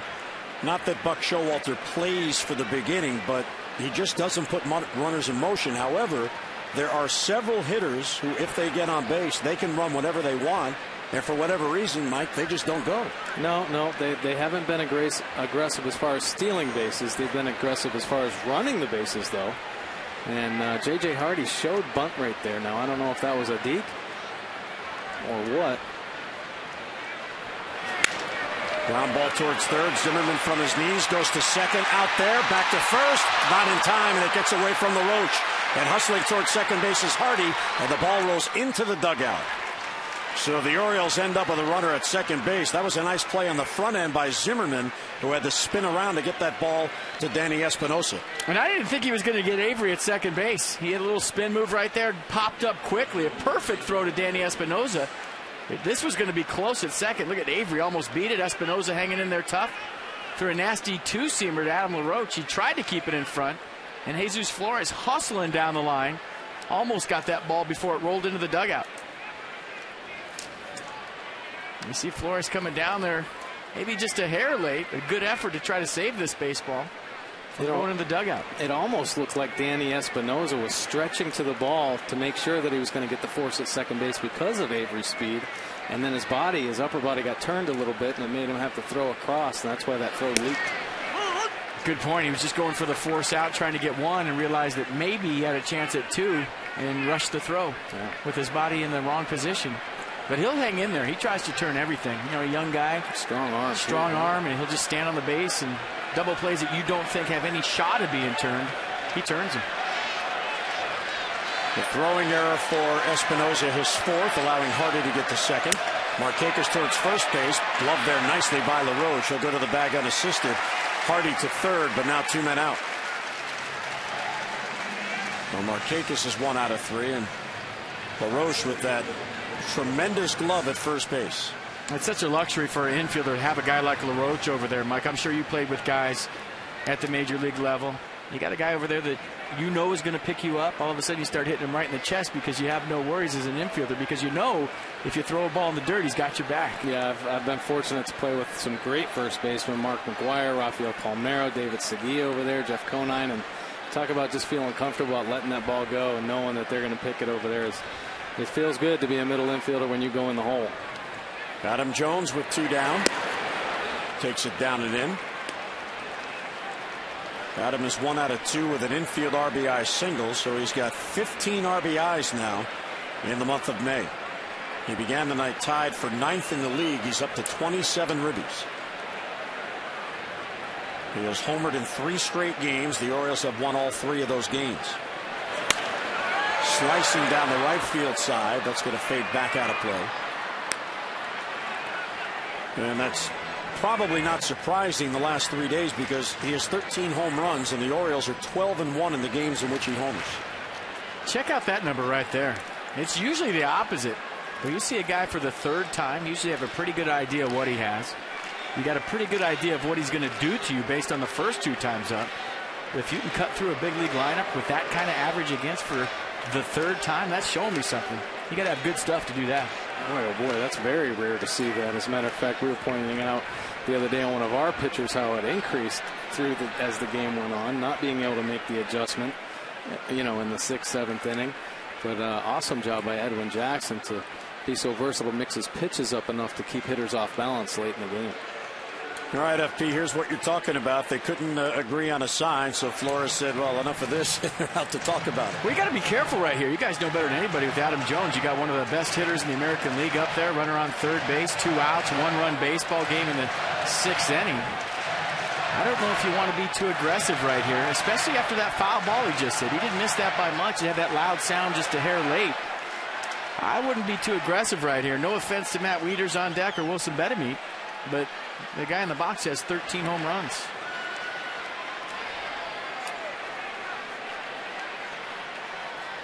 You know, 1-1 the count. Jackson trying to strand that runner. Hardy at 3rd with 2 men out. Good pitch on the inner part of the plate. Or they might have said, FP, what do you know? We're going right after him. It's one of those decoy meetings. Those always used to get in my head. I used to sit there, step out, and figure out what they were doing. Are they coming after me? They're going after the guy on deck. Strike 3. Thanks for coming. And he gets ahead of Jones 1-2 from the full windup with the runner at 3rd. And down and away. And Adam continues, Mike, to get better and better and better at not chasing those pitches. Well, that's been a huge key, and we talk about his maturity as a hitter and being aware of his own strike zone and understanding what pitchers are going to do to him. And boy, all year long he's been pretty good about laying off that pitch, and it's been his MO up until this point of his career. There's a 3-0-3 with runners in scoring position. He added to that in the 1st inning. And he fouls it off to stay alive. So this is his 2nd chance, and he already has a hit with a runner in scoring position tonight. Matt Wieters waiting on deck. How is Adam Jones hitting a high fastball? If I was Edwin Jackson right here, I'd climb the ladder, throw one up to a 3-2 count, and then go with the slider after that. Maybe not try to be aggressive here, but miss one up in his eyes and see if he'll chase.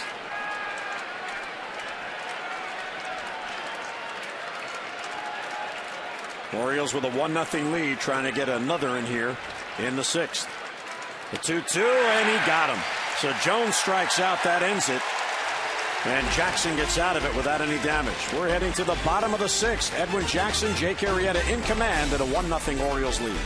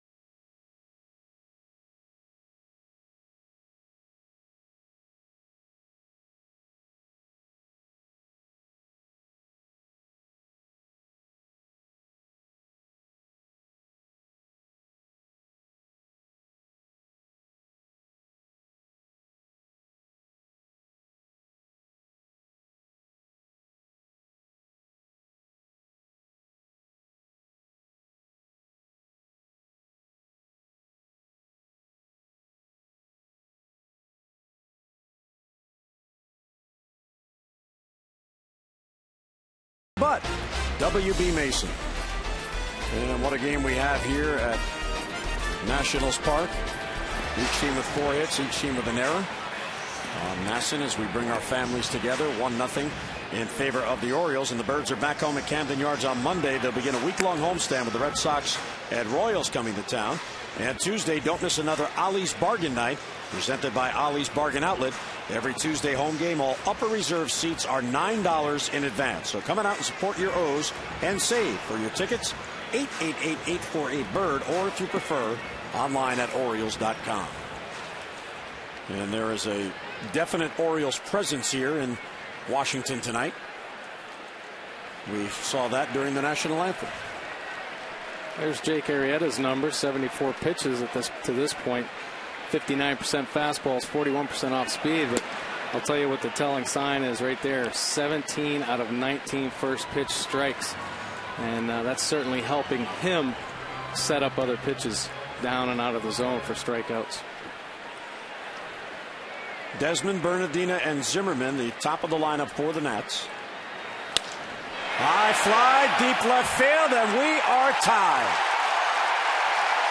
On an 0-1 pitch, Desmond got to it. And his 6th on the year has evened this game at 1.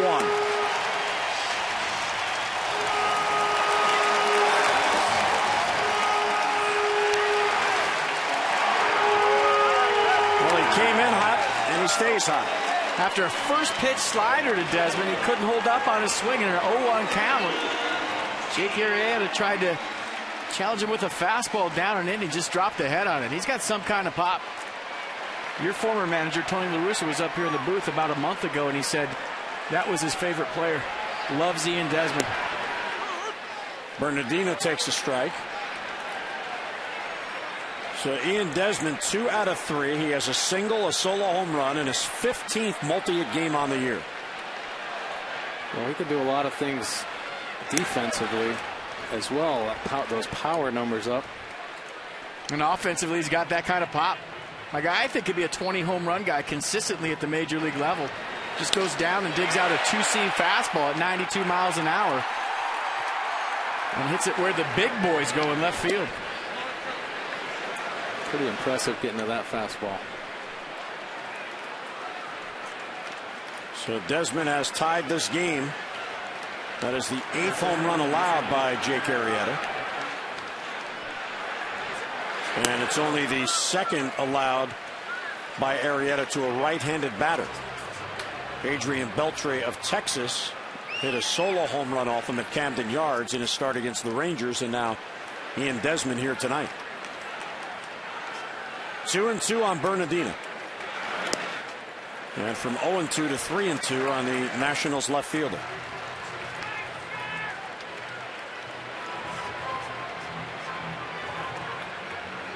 Arrieta is trying to win his third. He has lost his last 2 starts against Texas and Tampa Bay, both in home starts. He is certainly pitching much better here tonight. And a broken back bouncer to second. There's Andino. And he retires Bernardino for the first out of the 6th inning.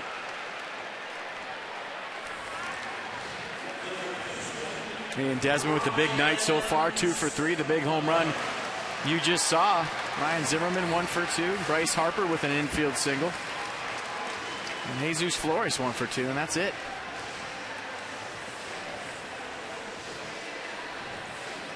I've been talking about Ian Desmond has one of the better home run trots in baseball. He doesn't show anybody up. He gets around quick. But there's a certain style and swagger to his trot that I dig watching.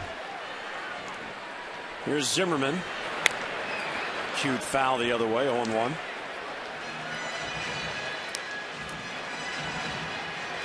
Zimmerman singled in the first, a clean hit right up the middle. He struck out, was called out on strikes in the third.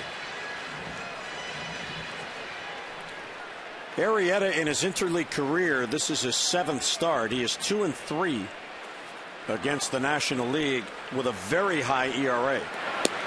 He's certainly not pitching that way tonight, but of all active pitchers, his 8.04 ERA coming into this game was the highest in interleague play coming into tonight's game.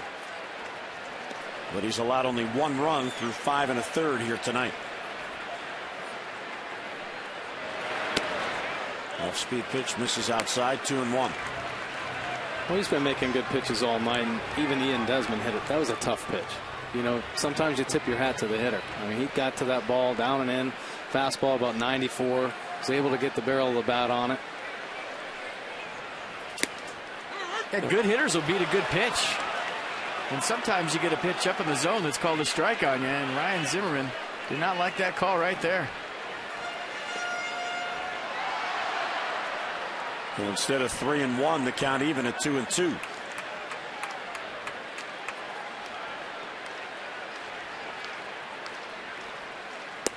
Check swing, appeal, and no swing, says Andy Fletcher. So a 3-2 count. Let's see, did it go? Andy Fletcher said no, and Andy Fletcher said no.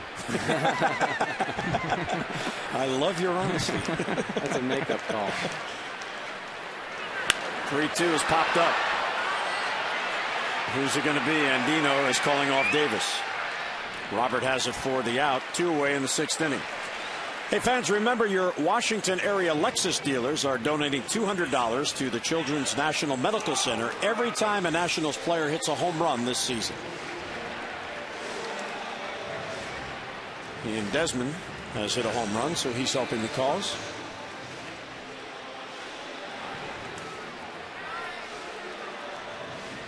And here is Adam LaRoche. When I saw FP that LaRoche was batting .326 against right-handed pitching, I was impressed until I looked at the other side of his stat column and saw that he's hitting .367 against left-handers, and he's a left-handed batter. He's done a nice job of letting the ball get deep against lefties and using the whole field. I think a lot of people, when they think of Adam LaRoche, think of a dead pull hitter, but he's got his share of hits the other way. He's hit the ball out of the ballpark to straightaway center and pull side. But he's just been locked in all season long. And Mike, you know, when you relax as a hitter, you can hit. And that's the key. Find a way to get relaxed, whether it's through past successes, confidence level, hard work, whatever it is, to be relaxed in the box. Good hitters will hit. No, there's no doubt about it. And the problem is that sometimes through the course of hitting, there's ups and downs, and you try to keep it at the same keel. And I know Adam LaRoche probably goes home and says, I hope this is here tomorrow, you know. But he's a veteran player, and I'm sure it will be. But I know a lot of guys, especially inconsistent offensive players, it's hard to hold on to it. Swinging on 3-0, and he pops him up. And Betamede eventually gets to it and has it for the out. But the Nats draw even. Ian Desmond on an 0-1 pitch gets a sinking fastball and gives it a ride. We'll head to the 7th inning in a pitcher's duel tied at 1.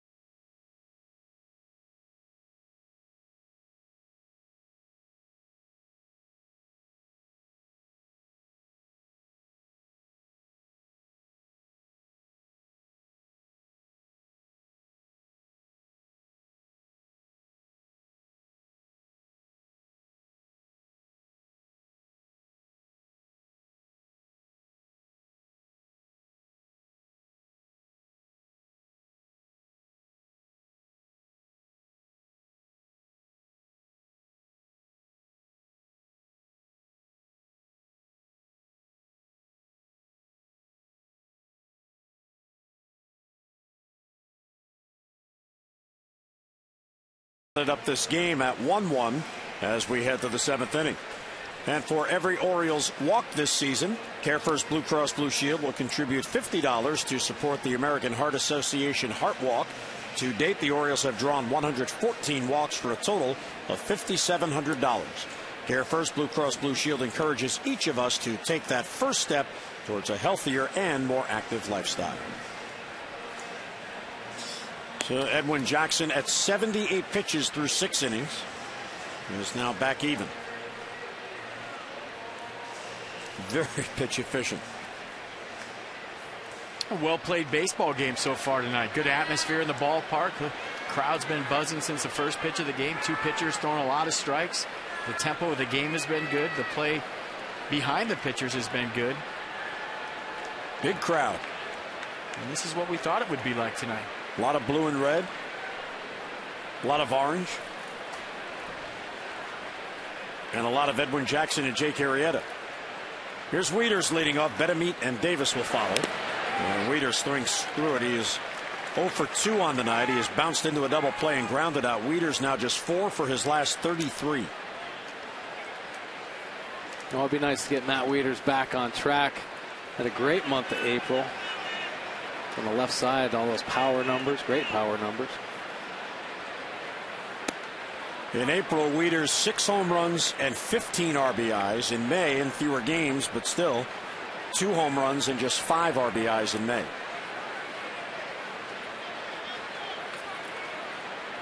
Well, it's a game of adjustments. Teams have made adjustments on Matt. There's a chopper towards shortstop. Desmond charges to play the hop. And he gets Wieters for the first out. Matt is 0 for 3 on 3 groundouts. It'll be interesting to see which of the next 2 games Wieters does not start. Will it be the night game tomorrow so he can catch the day game on Sunday, or the other way around? What pitcher does he work better with the next 2 days? That might be. You know, it's interesting because he's so good, we really don't look at it like that. Yeah, he works with the whole staff really well. And sometimes certain guys have a better chemistry with other pitchers, and sometimes maybe the backup guy has a better chemistry with one of the starting pitchers. Well, Exposito, who's now the backup, was not with the Orioles in spring training because he was on the Red Sox. So he's learning these pitchers as he goes along. Exposito caught yesterday the day game in Kansas City, and after Brian Mattis had a tough 3rd inning, he helped Mattis, and Mattis got through 6 and ended up getting the win. 0-2 on Betemit, who is 0 for 2. He has struck out and grounded out. Fastball to back him off the plate.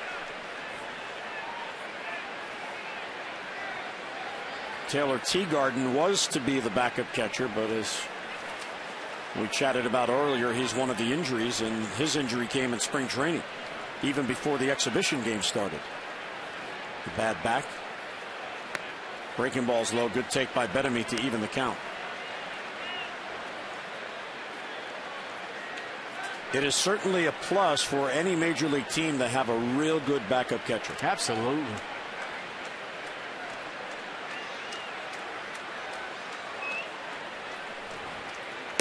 And Betemit goes down on strikes again. He is 0 for 3, and he has struck out twice. Hard in, soft away. He went fastball in to move his feet, make him aware of 95 miles an hour in the inner half, and as a hitter, you're thinking about, I got to get my foot down early and catch that fastball out in front. And Edwin Jackson pulls the string on a nice changeup. Well, the Washington area Toyota dealers want to help children receiving medical treatment at National Institutes of Health and their families, so they're making a donation to the Children's Inn at NIH of $37 for every strikeout by a Nationals pitcher this season. Boy, he has great movement on that changeup, doesn't he? Located it. He usually doesn't throw it that much, so tonight, maybe 3rd time around, he's pulling the changeup out.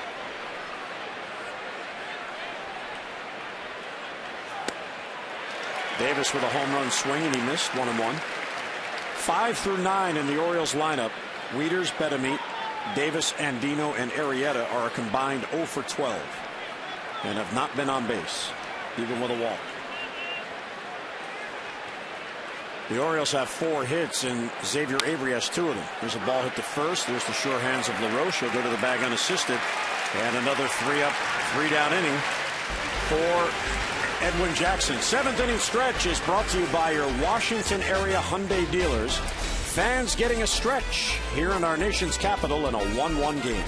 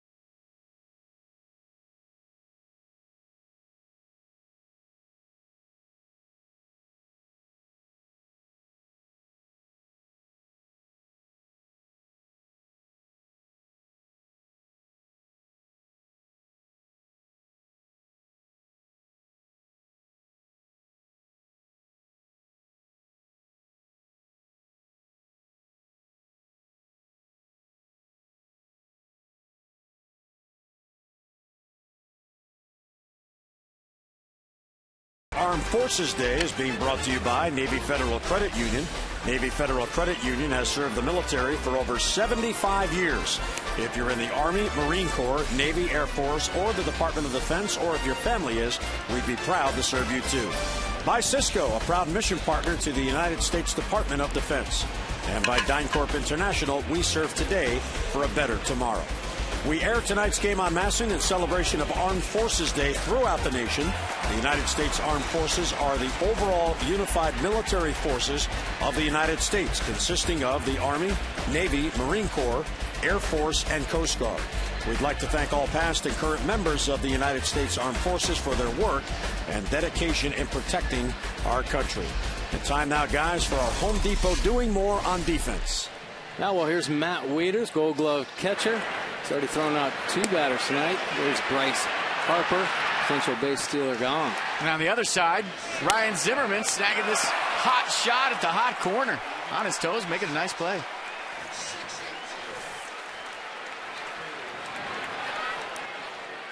Bryce Harper leads off in this 1-1 game. And it's a little low.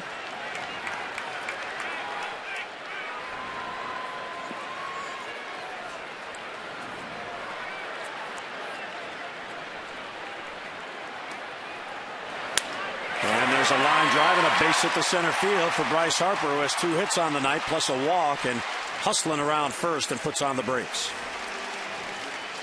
So a couple of base hits for Bryce Harper, 2 for 2. I don't know if he broke his bat on that, but he'll take it. Just staying on a changeup, I think, down the zone off the end. Bat died a hero. Bryce Harper will take his 2nd knock of the day. And I love the hustle around first base. He's thinking about 2, even though the ball's hit to straightaway center. He's always thinking 2, isn't he? He had a blooper over Jimmy Rollins' head against the Phillies, and it turned into a double because he was running hard the whole way. Tyler Clippard is getting loose.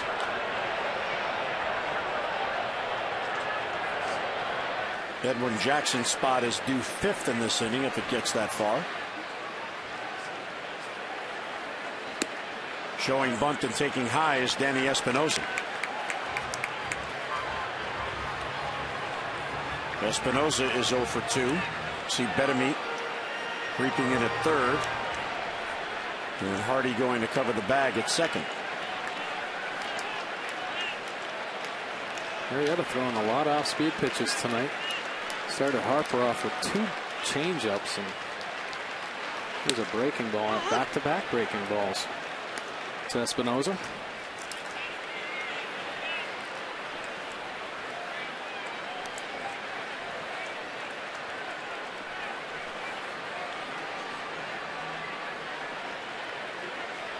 Espinosa 3 out of his last 17. Switch hitter up there from the left side against Arrieta.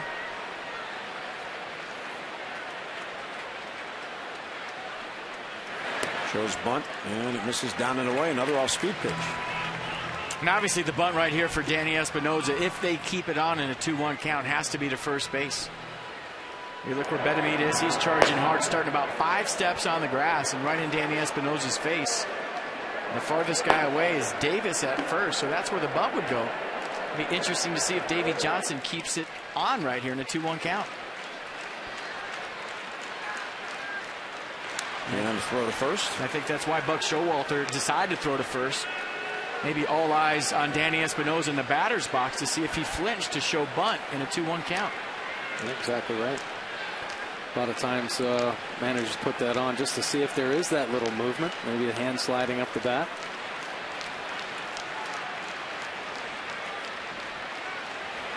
Two-one is bunted in the air. Davis hustling over, and he can't reach it. It bounces into the Nats dugout.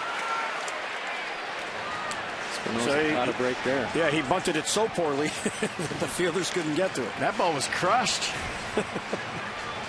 By the way, guys, you were saying earlier the fans like interleague baseball. The Pirates are in Detroit tonight, and it is 6-0 Detroit in the top of the 8th. And what's the most intriguing part of that is Justin Verlander has not yet allowed a hit. Wow. So a no-hitter as he goes to the mound, top of the 8th. Well, 2-2 now on Espinoza. Betemit is still creeping in, expecting a bunt even with 2 strikes. He does square, and he bunts at first base side, and it rolls foul, and he's out. And he bangs into Chris Davis. So Davey Johnson keeping the bunt on even with 2 strikes, and Espinoza bunts it foul. And sometimes you wonder if the hitter does that on his own in a 2-strike count, frustrated that he didn't get it down the first 2 times. He tries it on his own the 3rd time, and you guys talking about how well the Orioles are playing. We're talking about how well the Nationals are playing. If you're lucky enough to keep this going through a 6-month campaign and you're playing postseason baseball, it's little things like that win October games. Yep. Here's Rick Ankiel, the center fielder, 0 for 2. Let's see now if Davey Johnson sends Harper. He does not go, and it's swung on and popped up. Betemit, foul territory, near the stands, and he has it for the out. So 2 down here in the 7th. Well, one tradition that has continued here tonight in our Masson families coming together. Usually, when I'm on the air, the Nats score. And the Orioles are back home to Camden Yards on Monday, a week-long homestand. The Red Sox and Royals. And Tuesday, don't miss Ollie's Bargain Night, presented by Ollie's Bargain Outlet. Every Tuesday home game, upper reserve seats $9 in advance. So come on out and support the O's. 888-848-BIRD or visit Orioles.com.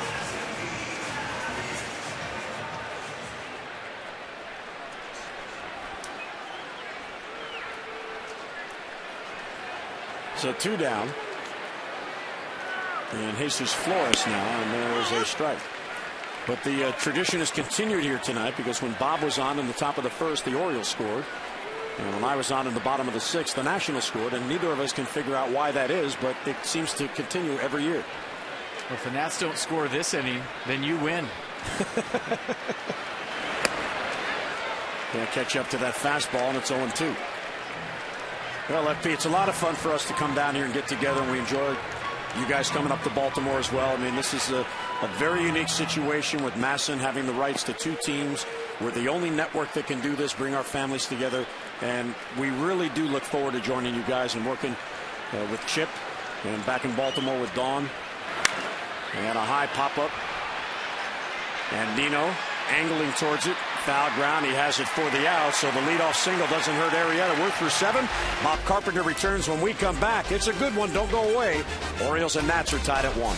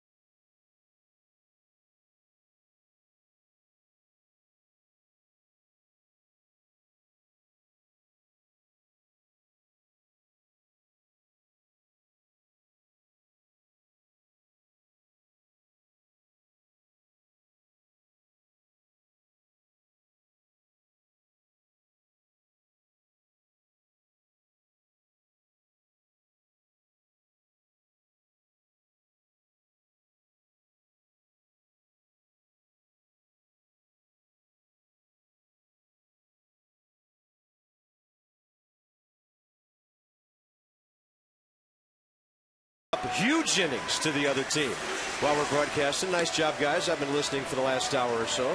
Didn't put you to sleep over there?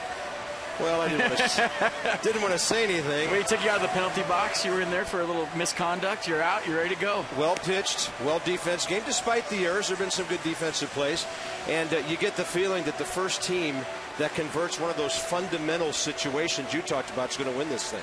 Yeah, this is a well-played baseball game. It feels like October baseball. We've said that a couple times this year with the atmosphere in the ballpark, how well the defenses are playing. First guy to flinch loses. Yeah, I hear you. And it's going to come down to just the situational baseball at the end of the game, I think. Getting bunts down at opportune times, advancing runners. But the defense has been tremendous. J.J. Hardy up the middle. Ryan Zimmerman over at third base has made some great plays as well. Well, you know, when pitchers are throwing strikes and they have a good tempo, you're on your toes on defense, and that's when you see all the great plays made behind guys that are working fast and throwing strikes. And had the Nationals been able to score there, they could have gotten the Orioles to hit for their starter, and they still might. Here we go, top of the 8th inning, and a ground ball right side. Danny Espinosa. He and Ian Desmond have about as much range up the middle as any tandem in baseball. 1 out.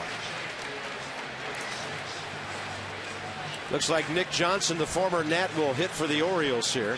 Tonight's copyrighted telecast presented by authority of the Washington Nationals and Baltimore Orioles may not be reproduced or retransmitted in any form, and the accounts and descriptions of this game may not be disseminated without the express written consent of the Washington Nationals and Baltimore Orioles. Some warm applause for Nick Johnson, who gave our fans some good moments in this town. The only thing that kept Nick Johnson from being probably at least a borderline star player here, some really serious injuries. The most notable, a broken leg at Shea Stadium years ago when he had a horrible outfield collision with a big man in Austin Kearns. And he answers with a base hit, pinch hitting for Jake Arrieta.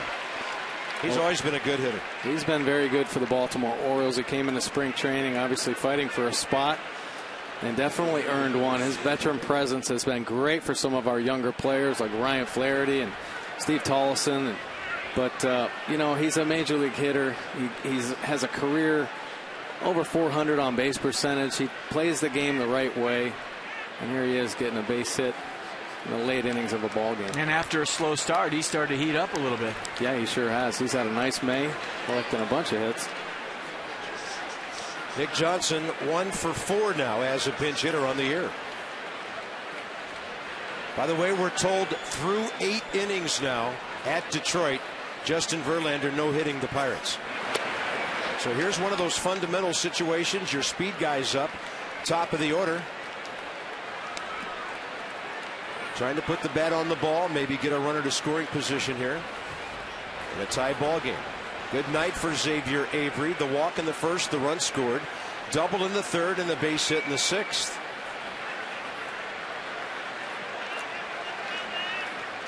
.103 pitches for Jake Arrieta.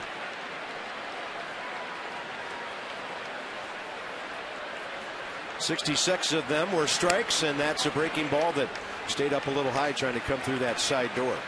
All right, manager Bordick, if you put on a hit and run right here, even though Nick Johnson not the fastest guy in the world, you got a guy at the plate that shows he can handle the bat. Obviously not a double play threat. What do you do right here? Yeah, I'm not going to put a hit and run on. I'm going to say, go ahead, X. Try to hit that hole over there. You know, he's a young player. He's putting together 3 great at bats already tonight. And obviously you take the risk with Nick Johnson running. 2-0 pitch, slapped up the middle, should be 2. Espinosa, Desmond, and LaRoche 4-6-3, and this ball game goes flying into the bottom of the 8th inning. You're fired. Pitcher spot due to lead off. That was a quick half inning.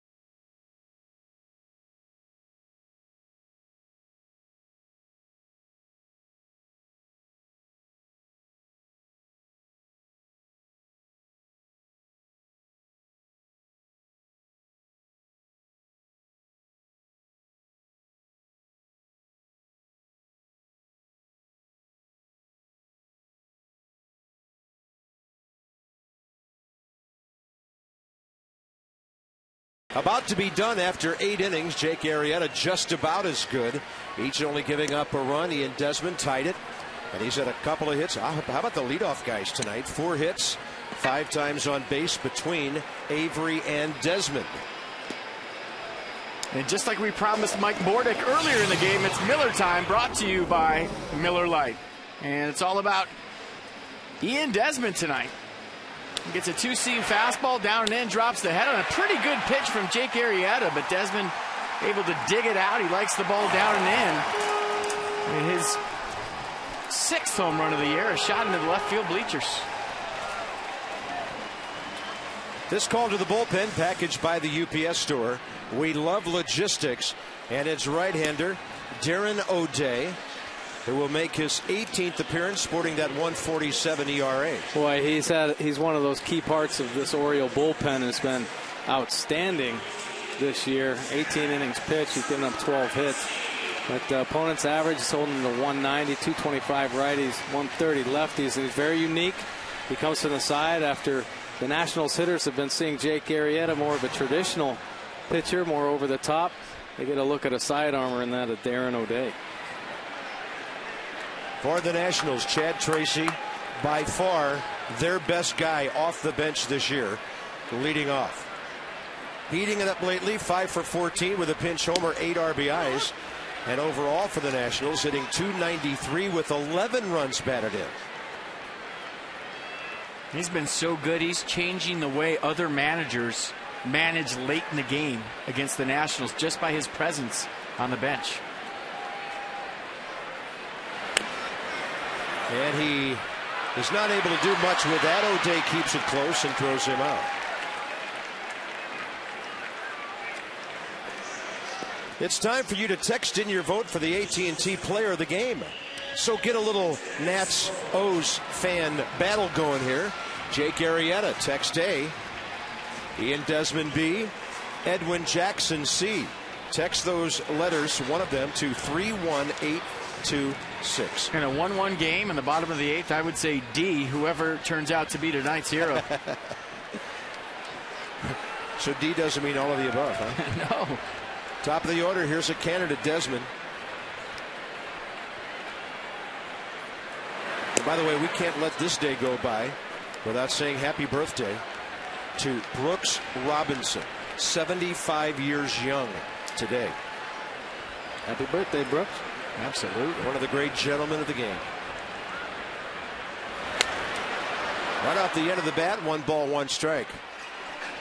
And FP, I know you and I, along with a lot of people in Baltimore, dearly miss our friend Mike Flanagan. Worked with us here a year ago, also in Baltimore, and big hole in our hearts when Flanny was not around for this. Absolutely. I told Mike before the game, I've never had a guy influence me more in 6 days that I got to know him than Mike Flanagan, and we miss him. Desmond with a half swing. He hit it on the sweet spot, and it carried on a hop out to Robert Andino, and 2 quick outs here in the 8th inning with Roger Bernardina coming up. 9 strikeouts tonight so far. And in the Maryland Lottery Strike It Rich update, Lee has won a total of $1,400. For your chance to be the Maryland Lottery contestant of the game, play Strike It Rich scratch-offs. Enter your non-winning ticket codes at mdlottery.com/strike-it-rich. Beers on Lee Grant tonight. Where is he? Atta baby. Lee, let us know where you are. We'll find you. Bernardino, 0 for 3 strikeout, fly ball, ground ball. And Darren O'Day's come out of the O's bullpen throwing strikes here. Well, he's effective on both lefties and righties. He has great command with that slider. He can pitch it in on lefties. He can backdoor it. He also has 2 types of fastballs, almost like a riser he could throw. He can spot it down and away almost like a sinker, and then he has one that it takes off up in the zone. 136 appearances over 2 years for the Rangers, 09 and 10, and then just 16 games last year. A waiver claim by the Orioles, who now have Troy Patton, one of their 2 lefties, throwing. And the guys that drop down like this as a hitter, you got to find the window of their release point first before you go to work. Usually take 1 to measure, 1 to rake. But when a guy's funky like that, you got to find the ball out of his hand before you decide to swing. Right, and you know, you typically They do have a sink to it. Those sidearmers have a sink, and that slider stays flat through the zone. But he has another weapon, like we talked about, that rising fastball and the being able to locate. Bernardino will drop one near the left field line, but foul. And that was a pitch you were talking about right there to Roger Bernardino. 86 miles an hour. It seemed like it had that little rise at the end. Right. So where you're thinking this ball's going to be knee high, you go to swing and it's letter high. Takes off, right? Well, here's that pitch we were talking about. Going from down under, you expect it to sink a little, and it just takes off up in the zone. Frisbees do that. And a 1-2. Bernardino. It'll back up Jones, but he's gliding, as Jim Hunter says. Well hit ball. This one into the ninth inning. Tyler Clippard ahead for the Nationals.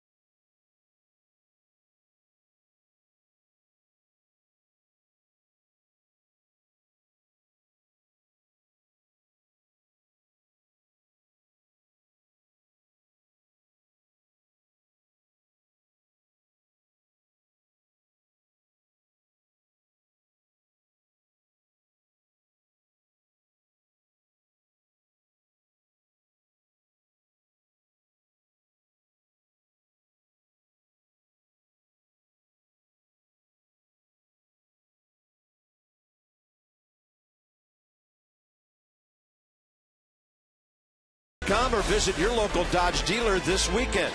Verizon Fios, welcome to America's fastest, most consistent, most reliable internet. Welcome to life on Fios. And by Southwest Airlines. Find our fares only at southwest.com. 1600 Pennsylvania Avenue, right down to South Capitol Street. And the ninth inning rolls around. 1-5-1-0s, 1-6-1 Nats. And Tyler Clippard to the mound in a moment. Sunday, the series will wrap up, and for the first 10,000 fans 12 and under, a kid's t-shirt from the Nationals presented by ExxonMobil. Enter through the center field gate only to receive that promotional item. Nationals.com/tickets. Some restrictions apply. Well, FP, the call to the bullpen brought to you by Chevrolet and their award-winning cars, trucks, and crossovers. This is the eighth inning guy, but because Edwin Jackson goes 8, Davey Johnson has the luxury of Tyler Clippard in the ninth. Yeah, bringing him on right now and trying to preserve the tie to get his team to the bottom of the ninth with the score the way it is. But the Orioles, who haven't seen Tyler Clippard very often, will see fastball, cutter, curveball change. And one of the better right-handed changeups you'll ever see. Coming off an all-star season. J.J. Hardy takes one that evens the count. Oh, and he's got to face some of the Orioles' hottest hitters. J.J. Hardy, Nick Markakis, and Adam Jones. Well, it seems like that's always the case when this guy comes in. He always has to cut through the opponent's heart of the order. J.J. Hardy 0 for 2 with a walk career against Clippard. And he'll throw that breaking ball at times to get it away from right-handed hitters. A guy who comes out of the bullpen with 3 different pitches. It's a slider / cutter. Sometimes it's more like a slider. That one right there was a cutter, and it's always around 86, 87 miles an hour.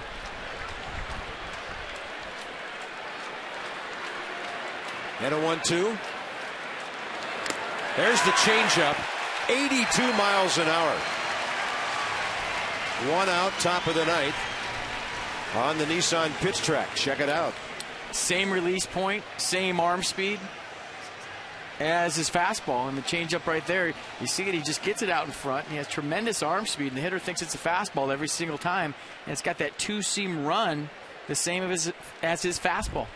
Check out Nissan's National Tent event for a limited time.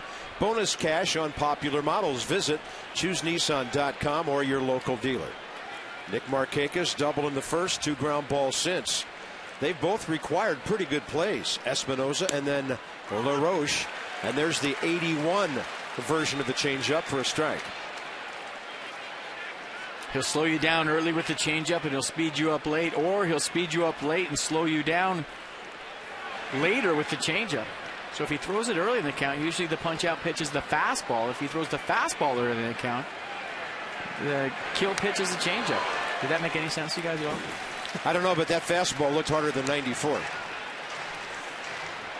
Men in Black 3 in theaters May 25th. Right now it's Men in Black trimmed with orange against the guys in the home whites, and quite a start to the Battle of the Beltways this year. With no balls, 2 strikes. Markakis 1 for 2 career with a strikeout, 2 walks against Tyler Clippard.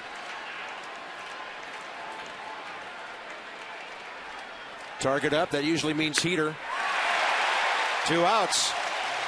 So he started him up with a changeup. He finished him with the fastball. That's what I was trying to say for about 4 pitches. And Tyler Clippard did it right there to a very good hitter. And fastball 93. Up in your eyes. Tough to lay off of. We've seen hitter after hitter over the last few years swing at that pitch in a 2-strike count. Looks like it's coming down. It stays up in the zone. A lot of swing through strike 3s with the heater up. Well, how do you like this for your 2 outs in the 9th inning matchup? I wouldn't give him much to hit. How about that? Washington's best reliever and Baltimore's best hitter right now. Jones 1 for 3 with an RBI single. 1 out, top of the 9th at Detroit. Justin Verlander 2 outs away from a no-hitter.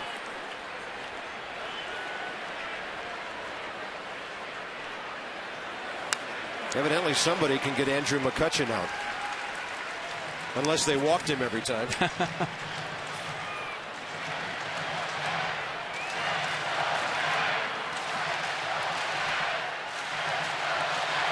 Well, Adam Jones has come up with a lot of big hits for the Orioles already in the early part of the season. He just got a fastball up that he just missed. 1 ball, 1 strike. There's the changeup. Popped him up with it. Flores looking over the screen.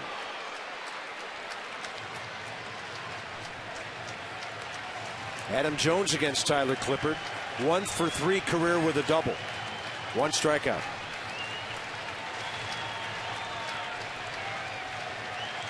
And then, as if Abner Doubleday himself was presiding over this game, Washington has 3, 4, 5 due up in the bottom of the 9th.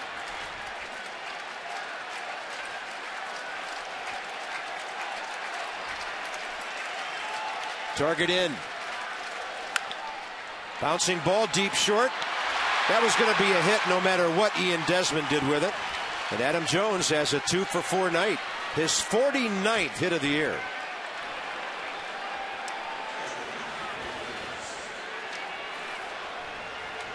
And he could be running.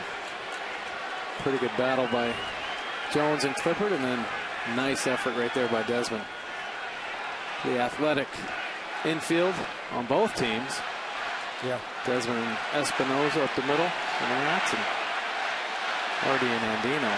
Adam Jones with 6 steals. He's been caught 3 times, and now the cat and mouse game goes on between Tyler Clippard and Adam Jones at first base, but he looks like he wants to run early. Matt Wieters 0 for 3. Runner starts and stops, and Flores takes a look. I mean, I feel like he has to try to steal second base somewhere early in this count. The earlier he can get to second, the easier it is for Wieters to drive him in. I think a lot of times base runners steal too late in the count, especially with 2 outs. 2 strikes, they go. Now it only gives the hitter 1 pitch to drive him in. Good base stealers steal early in the count when everybody knows they're going to steal. 1 ball, no strikes. Target in. Josh Harrison of the Pirates singled with 1 out in the 9th inning against Justin Verlander. Neil Walker just grounded out, so he's 1 out away from a 1-hitter. Here in Washington, lots of drama. 9th inning, 1-1 game. And Davey Johnson might want to throw over again because Adam Jones had a lean going there to second base. Leaders 0 for 1 career against Clippard with 2 walks. Tries to get around that ground ball, that outside pitch rather, hits a ground ball. Clippard a good job of covering, and here they come. Zimmerman, LaRoche, Harper, bottom of the 9th, straight ahead.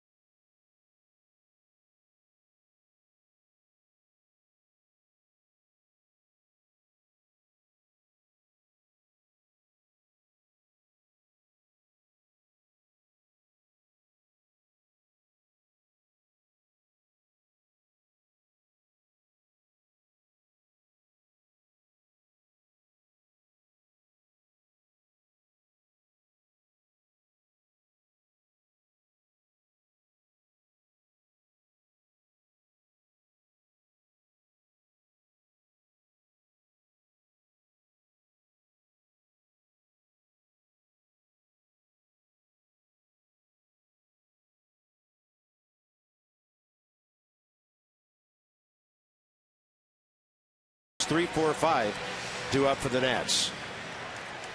The people have spoken, and it is an overwhelming, what we would call in this town, a landslide. Jake Arrieta, 82% of the vote. I'm no math whiz, but that's 99%. Margin of error doesn't matter. That is a landslide.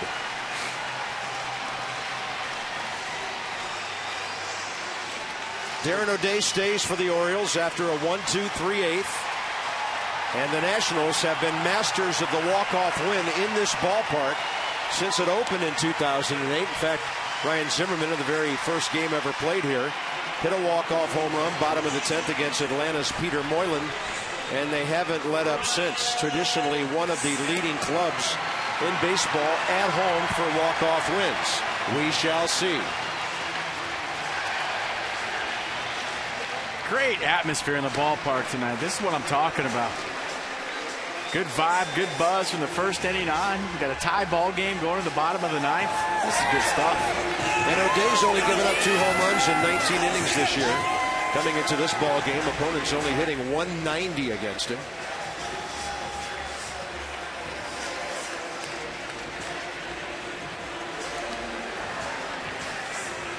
He's not even on the list of any Nats facing him except for Xavier Nady, 1 for 2, and he's in the dugout. So here's Zimmerman and LaRoche with their first ever looks live and in person at this right-hander. Ryan Zimmerman, 1 for 3. No way. Everybody's doing it. Zimmerman hits it sharply over to Robert Andino for the first out. Tune into the O's Extra Post Game Show immediately following the game, brought to you by PNC Bank for the achiever in you. Jim Hunter, Rick Dempsey. You'll hear from the man walking to the mound right now, and Buck Showalter says, I'm going matchups here. 4 straight, what a good job by O'Day. Troy Patton's been warm for a while.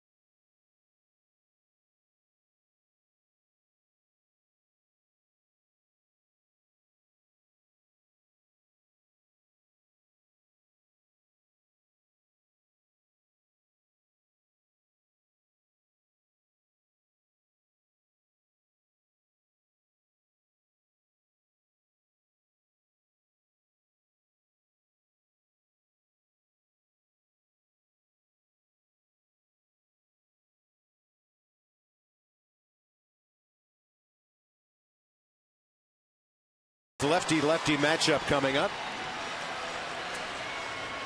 And we invite you to tune into the Nets Extra Postgame Show presented by WB Mason. Johnny Holiday, Ray Knight, right here at the ballpark, right when this one is over. Well, we talked about Adam LaRoche against left-handed pitchers. Troy Patton has retired him all 3 times they faced each other. Troy Patton's done a nice job out of the, for the longest time, the only lefty in that bullpen, pretty much the full month of April. And then Danny Evelyn has come in, and Zach Phillips, but pretty tough lefty, fastball, slider guy, challenges hitters. Not afraid of competition, that's for sure. We talked about LaRoche's numbers versus lefties this year. 11 for 30, 2 doubles, 2 home runs, 5 RBI. That's a .367 average.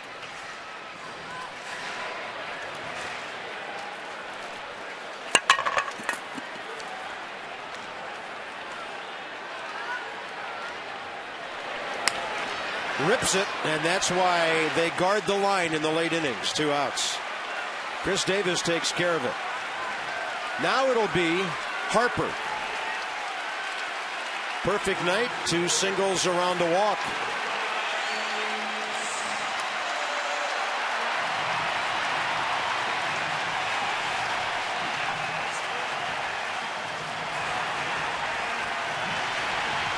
Bryce Harper's getting a standing ovation as he gets into the box.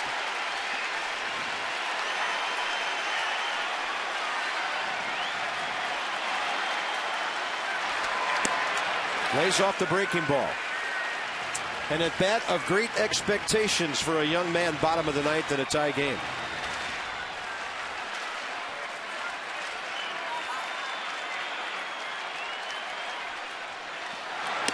Front door breaker stays inside. He's held his own against lefties this year too. 6 for 20, .316 clip, a double and a triple.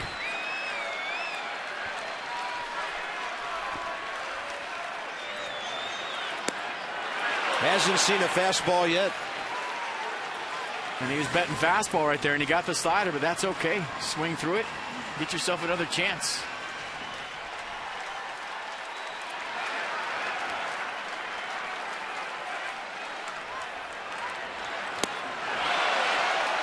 Counts even 2-2. Another slider. Sticking with it, keeps throwing that thing, and now you're probably going to see one a little bit harder down and away. I was going to say, why not? Well, he might try to surprise him, sneak that fastball up in the zone. That's a breaking ball popped up to the left side of the infield. And it appears we're going extra innings, where the Orioles have been dominant on the road and the Nationals have been dominant in extra frames at home. 1-1 after 9.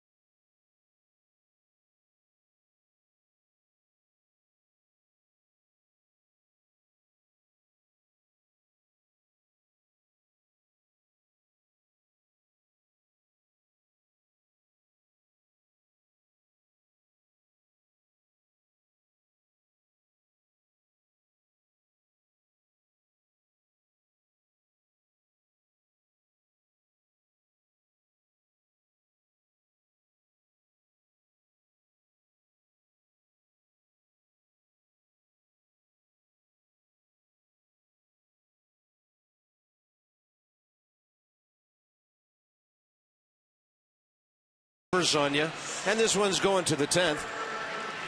We just want to correct something from a moment ago. It'll be Tom Davis and Rick Dempsey. O's Extra Postgame Show brought to you by PNC Bank, for the achiever in you. Whenever this one is over. For the Nationals, Sean Burnett went through a couple of weeks when he didn't pitch a whole lot. Now, FP, he's got all the work over the last week and a half that he can handle. Yeah, two-seam fastball's been good. Slider's been good. He throws the changeup too. Fastball be in the upper 80s, the slider in the upper 70s, and the changeup in the low 80s. How about these numbers for you?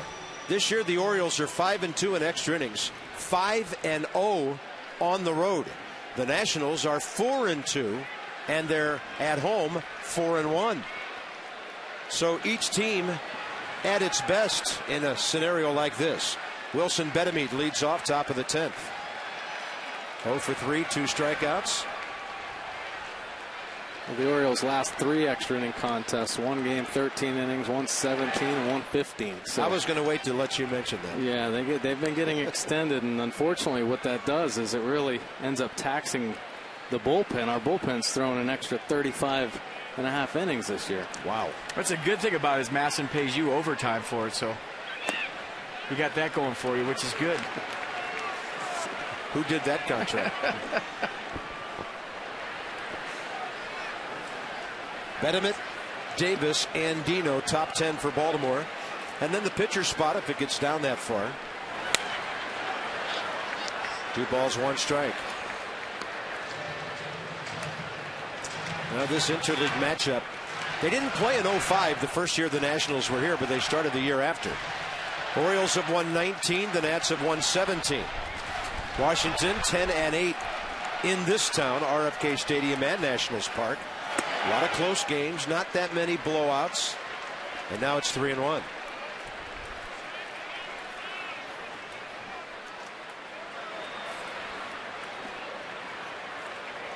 That's the marathon man of American League managers right there. It sure is. Out of play. Count goes full. And he's done a really incredible job as far as with these extra inning games, managing his bullpen, being able to save guys, knowing the guys he needs to use for 3 innings or so, or extend them through the course of an extra inning game to have guys available for the next day. Really good job at that. That's not easy to do either. Burnett low, leadoff walk. That's the way a lot of late game winning rallies start.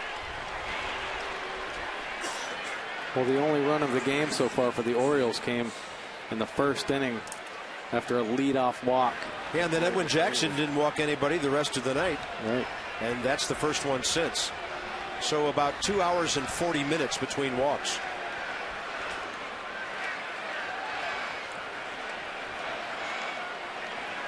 Chris Davis, strikeout, fly ball grounder. Another no decision for Edwin Jackson, who's now started 8 games and not had a decision in 6 of them. I think he had his best stuff all season tonight. You go back to that complete game. I think it was against Cincinnati. It was. On April 14th, but I thought he had better stuff tonight than he did in that complete game against the Reds. Ground ball. LaRoche, tough play. Still an out at first to be had, and Sean Burnett got over there. Well, you're talking about the game slowing down for a player. There was no panic at all on that play by Adam LaRoche. Yeah, but that turns out to be as good as a bunt for the Orioles right here. As Betemit gets into scoring position, LaRoche knowing that he's got a little bit of time with Davis running to first base. So like you said, no panic. But all of a sudden, the go-ahead run in scoring position for the O's. And he thought the ball was in his glove. He was starting to make a throw to shortstop. Surprised when he reached in there and got nothing. So here's Andino, who's also 0 for 3 like Davis was.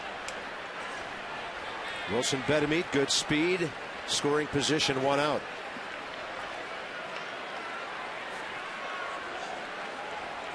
Kevin Gregg is warming up. You saw him earlier.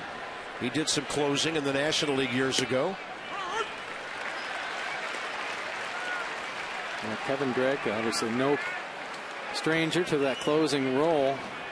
It's been used sparingly this year, but when he's come in lately, he's done a great job. Oh, he used to be downright nasty with Florida.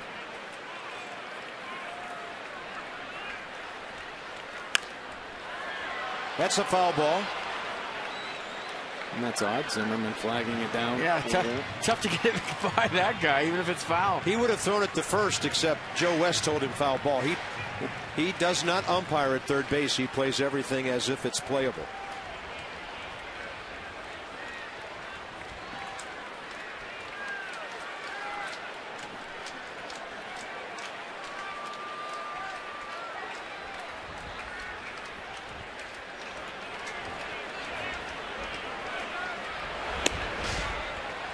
Did you ever play third base late in your career? I sure did. That was early in my career and late in my career. That was the one position that always gave me butterflies when I went over there. Second short, fine. Outfield, fine. Go to third base, a little bit of a panic. You could see my heart beating through my jersey over there. I didn't like it. Oh my gosh, those big hairy guys chopping some stuff down on there. No doubt about it. You're too close. Way too close. You can't read hops. The ball plays you. What else could I say? It's a long throw. You get a lefty out there throwing big looping curveballs, and then the opposition stacks their lineup with a bunch of big right-handers hitting seeds at you down there all night. That's a tough position. That's why when I watch that guy play right there, it just amazes me how easy he makes it look. Right.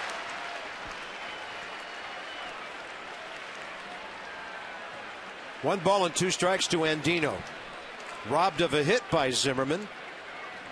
Back in the 5th on a screaming liner with 1 out. Swing and a miss on a ball tailing down and away. 2 outs. Kinetic North America on the pitch track. Yeah, the 2-seam fastball from Sean Burnett has been great all season long. You look at the late movement right there, the perfect placement. He wanted that off the plate. You see him getting inside that fastball. The rotation makes the pitch move away, and he gets the swing through strike. So the pitcher spot rolls around, and the Orioles will pinch hit Bill Hall here. The Nats have seen a lot of him over the years with Milwaukee. He was there till 2010. Actually 09, then a trip to Boston, Houston last year, and a stop in San Francisco. Offensive production has fallen off considerably from years ago. This guy hit 35 homers, drove an 85 in 06, and everybody thought he was on his way to a huge career. Put up some really good numbers over his career, obviously right there. Very dangerous.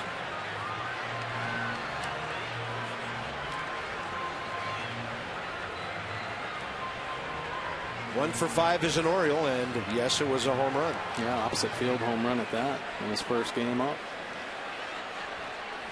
If you're a bench player in the American League, you are digging interleague play in National League ballparks because all of a sudden you're in the mix. Regular game, you really don't have a chance to get in the baseball game. When that pitcher spot comes around, you're playing National League games, all of a sudden you have to manage in the dugout and be ready to pinch hit. And playing in the American League my last year, I felt like if you weren't in the starting lineup, there was no shot you were getting into a game unless somebody got hurt. But in the National League, you have to manage along with the manager. You have to be ready when your number's called. And from about the 5th inning on, you got your batting gloves on, you got your bat in your hand, and you're down the tunnel, hitting off the tee, getting loose, ready for that call.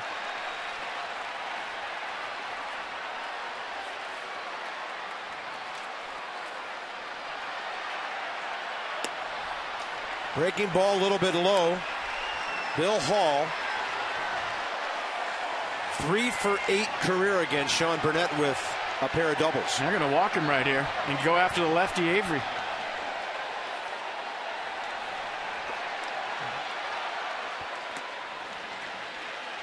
So Davey Johnson go with the matchups right there. And I think once you fall behind a guy like Hall, you saw the 2-0 slider from Sean Burnett. You knew that was an unintentional, intentional, a pitch around piece, try to get him to fish for your pitch. Now he and Desmond are going to go talk to Sean Burnett and tell him what he thinks right here he should do with Avery. Yeah, and Bill Hall traditionally hits lefties very well. So this lefty-lefty matchup, obviously a rookie, Xavier Avery. He's had a good night, though. He's been seeing the ball well, but Davey Johnson taking the chance and the odds here. He's hit all 3 balls hard. Even the double play hit hard to Danny Espinosa. The 4.63 last time up. He hit it on the screws.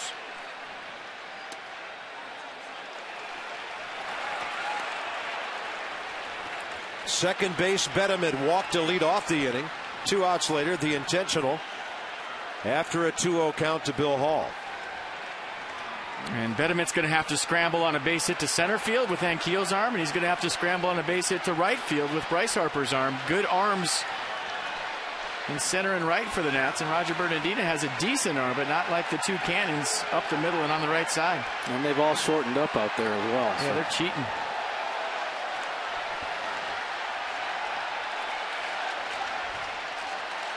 That drops in to even the count, 1-1. I'm telling you, this sounds like a college crowd here. Sounds like a bowl game.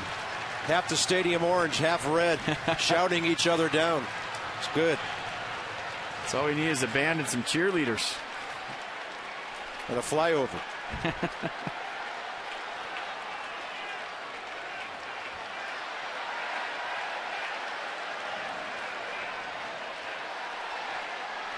Avery kind of getting out, taking a count. A walk, double, single tonight.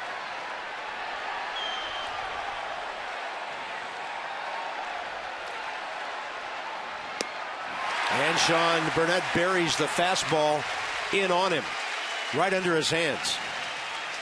So he went with a big slider for strike one, 75 miles an hour, and then he goes with a two-seam fastball. Well placed. Well, there's some good late movement on that pitch as well. Down and in. What do you go with right here? Slider again or that same pitch? It's got a couple weapons. No doubt about it. Ball game on the line with a young man up there, 24 major league at bats. And a swing and a miss on a breaking ball away. Flores will step aside for a throwing lane. And the top of the 10th is over. The Orioles have stranded 6 runners. Espinosa, Ankiel, and Flores for Washington.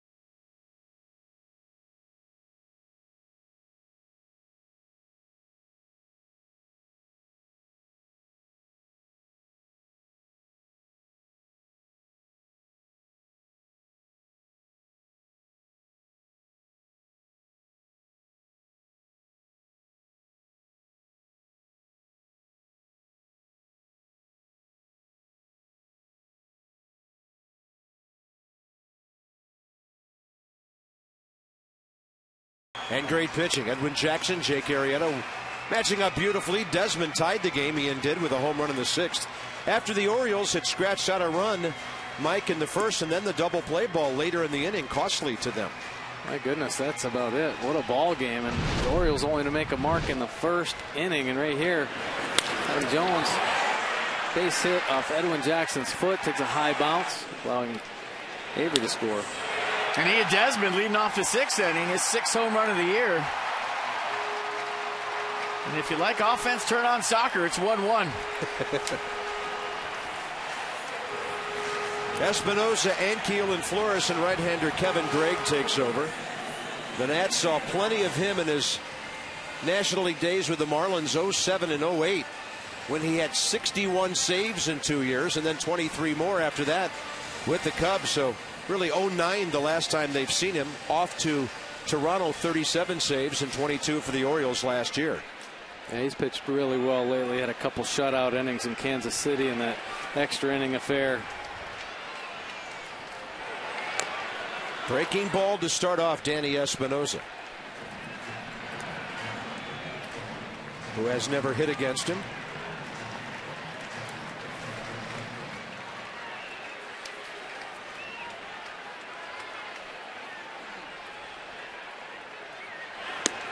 And Davey Johnson and the Nationals would love to get the speed of Danny Espinosa on first base any way they can right here to start off the 10th.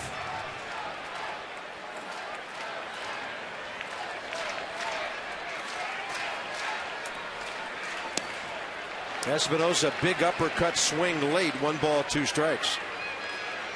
0 for 3 tonight. Couple of strikeouts. He has struck out 48 times this year.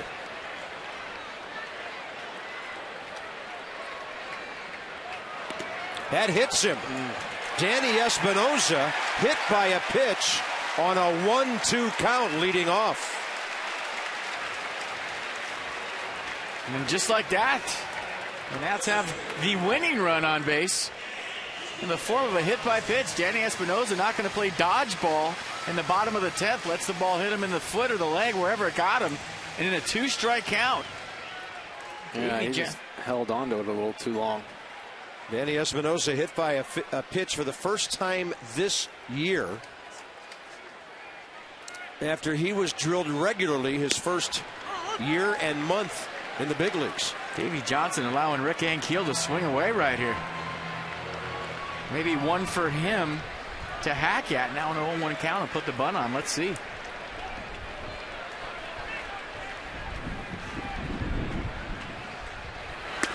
Strikeout pitcher and a strikeout hitter. Can't bunt now. It's 0-2. And he may take that fastball right up the ladder on Ankiel. Well, usually in a tie baseball game in the bottom of the 10th, you get the leadoff guy on. You sacrifice 9 times out of 10. But Davey Johnson being very aggressive right here, letting Rick Ankiel hack away. That's popped up. J.J. Hardy. 1 out.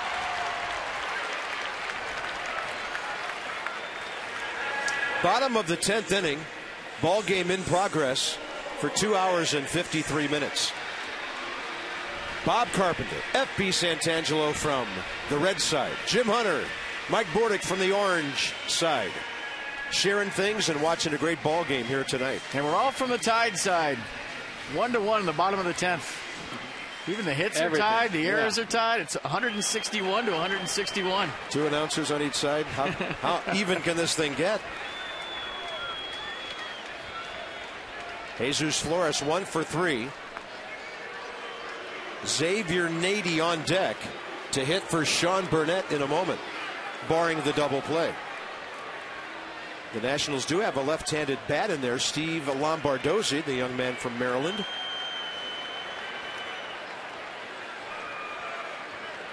And Davey could switch off and go to him if it's a contact situation.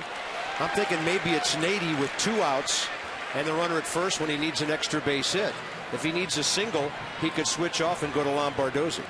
Good call. Right-hander Ryan Matthews up. He of the good sinker.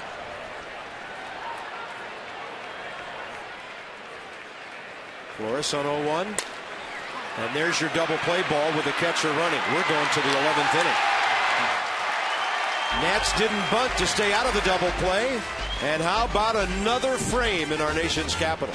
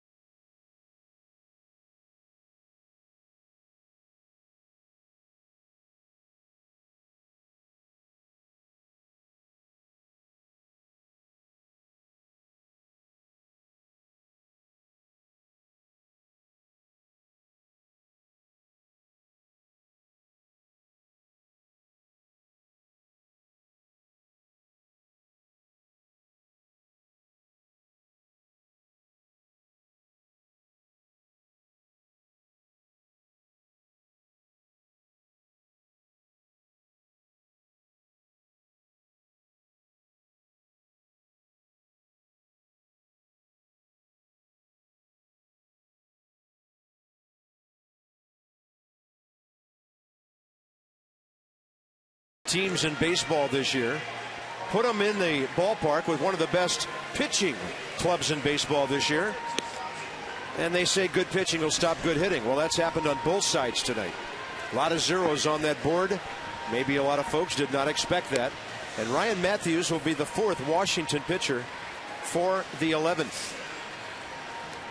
You see the numbers: 2-0 record, an ERA of 2.00, 12 strikeouts to 6 walks, and he has a fastball, 2-seam, 95, 96 miles an hour, a slider and a split to go with it. And righty's hitting 224 against Matthews, lefty's 278 for a total of a 239 average against. Tough part of the Orioles order here: Hardy, Markakis, and Jones. J.J. Hardy a rare 0 for tonight. Markakis 1 for 4 with a double, and Adam Jones 2 for 4, 2 singles, 1 for a run. Anybody in this lineup is capable of hitting the ball out of the park the way the Orioles are going right now. What a job by the Nats pitching staff tonight against a team leading the world in homers with 61 coming in.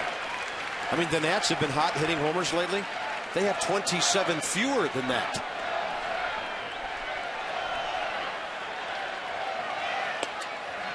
One. Now, ball flies in Camden Yards, especially during the day. Oh, don't blame it on Camden. And there's so much warm weather up there this year. You know, the warm spring you're having. Bordick told me it hasn't even warmed up yet. Just wait. It hasn't. These guys can hit. They can. Yeah, you don't take 9 Judy hitters and hit 61 home runs, even in a bandbox. That's short for Punch and Judy, of course. J.J. Hardy, 2 strikeouts tonight, 2-1 pitch. Well hit to center. Ankiel going back. That ball is caught about 400 feet away. That ball's out of Camden Yards. Probably. That ball was crushed. I can't believe that didn't get out of here. Well, I told Mike about 5 hours ago, this ballpark plays fair, and that's the deepest part you can hit it to. All right. He did smoke that ball. Nice job by Rick Ankiel running back there, catching it against the wall. You know, 402 is not that deep compared to some others, but it's just a fair ballpark from foul pole to foul pole. And we've seen some wind kick up here in the last couple of innings, too. And I think earlier in that game, that ball's out. The flagpole in left center field, the wind's blowing straight in. You look at the buildings across street, the wind's blowing from right to left, kind of across. And I'll guarantee you, wind had something to do with that ball because it was hit. Markakis 1 for 4. First inning double going opposite field. Out of play, 0-2 in a hurry.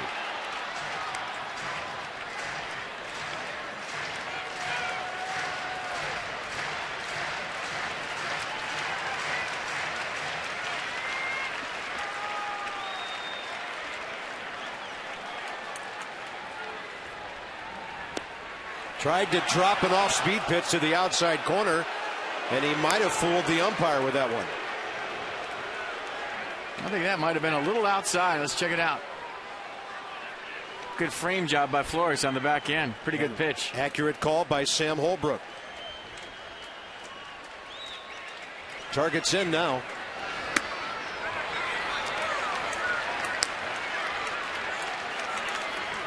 Trouble lurking. The Nats want to face Adam Jones with the bases empty and 2 outs.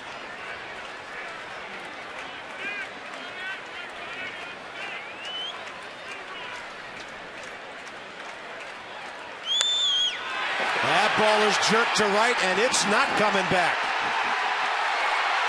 The Nats will face Jones with the bases empty, but now they're behind. Number 7 for Nick Markakis.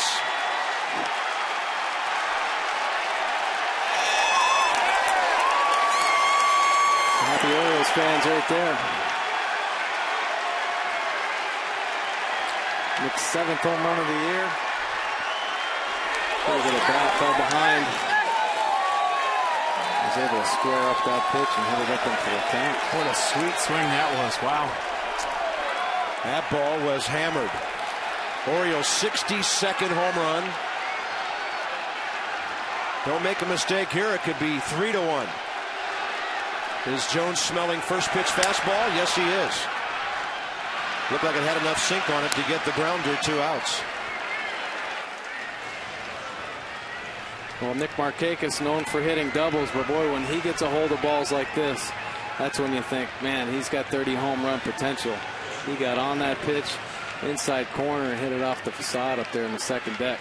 That just missed being in the third deck. Nick Markakis, 111th career home run.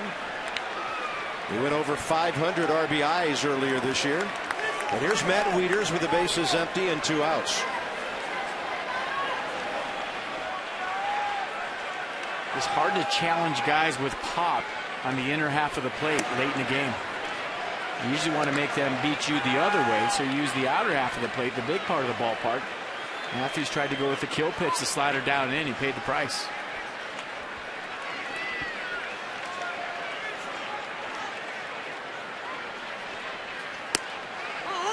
Counts even, 1-1. Good fastball.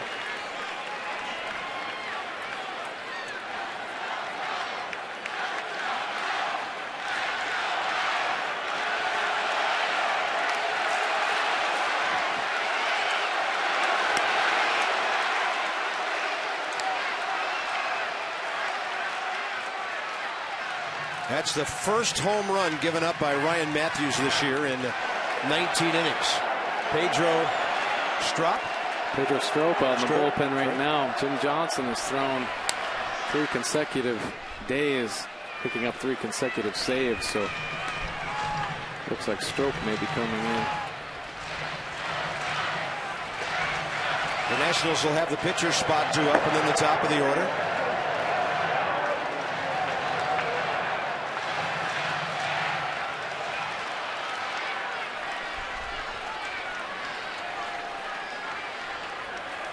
And a 2-2 to Wieters.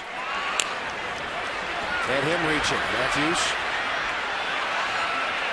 Wieters running a circuitous route to first base. Nick Markakis. It was a no-doubter off his bat with 1 out in the top of the 11th.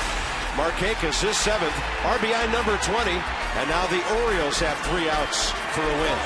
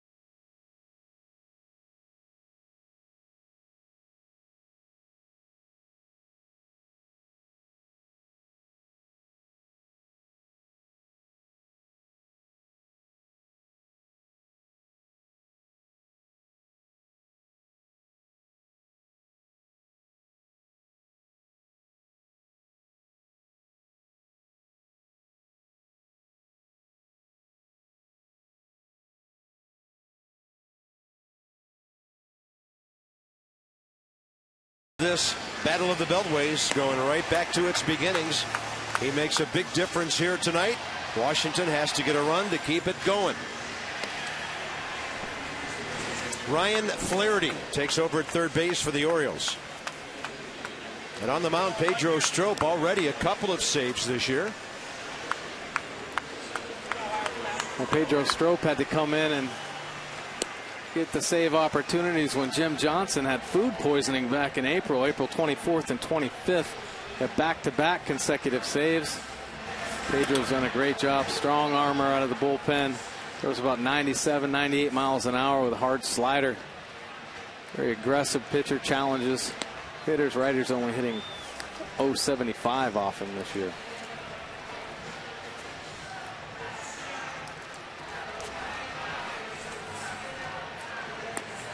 Washington will lead off with Steve Lombardozzi,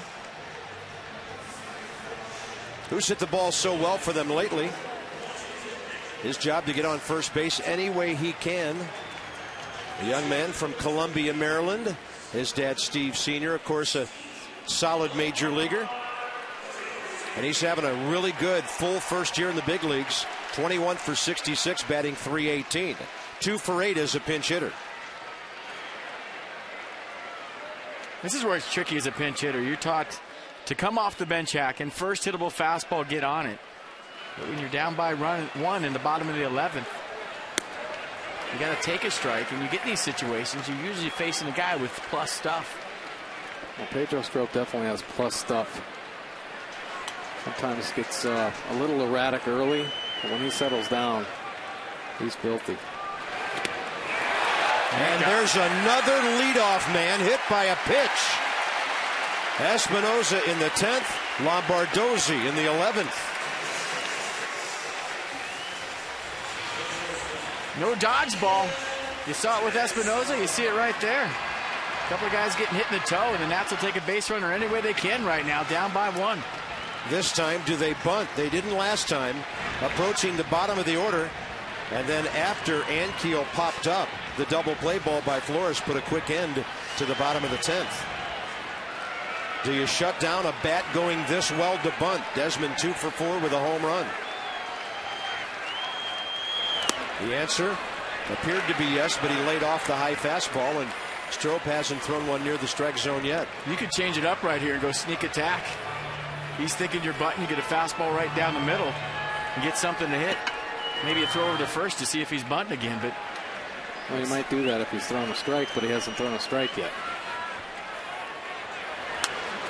And that was ball 2, but Desmond couldn't get out of the way. Took the bat literally out of his hands. And check this out. Desmond squaring around. Look out. It's a two-seam fastball with his name on it, and it's a good thing he got out of the way. Yeah, about 96 miles an hour, Ooh. too.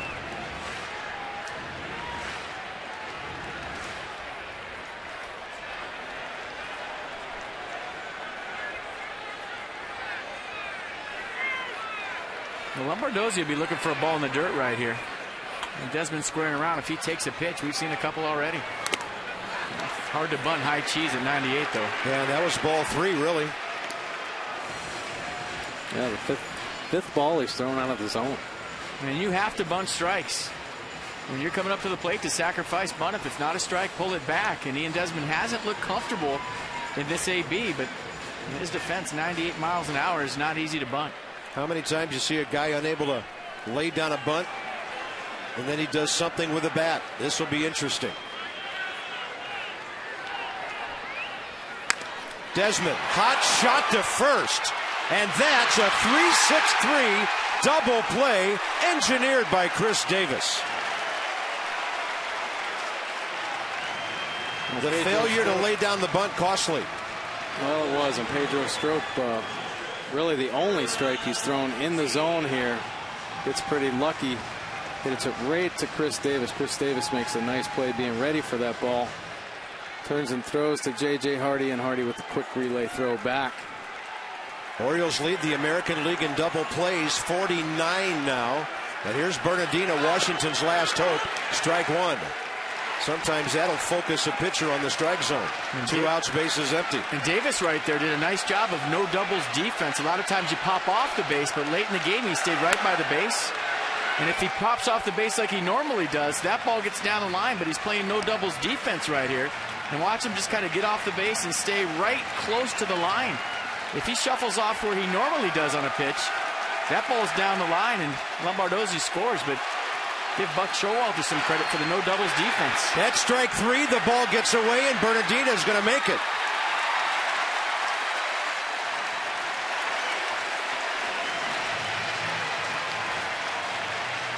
And that's some blinding speed to allow on base. It's up to Ryan Zimmerman now. Well, Pedro Strop really spikes this hard slider down. Matt Wieters known for his great defense, but it hits so far out in front of the plate. This hits and kicks back off his left shoulder and hits to the backstop, allowing Bernardino to get to first.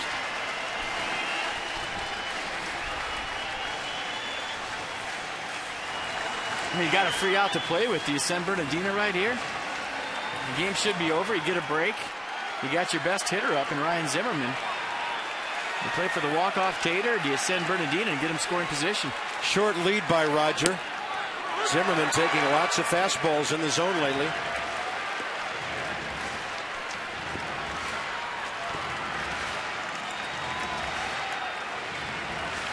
This is the master of the walk-off hit for Washington for several years.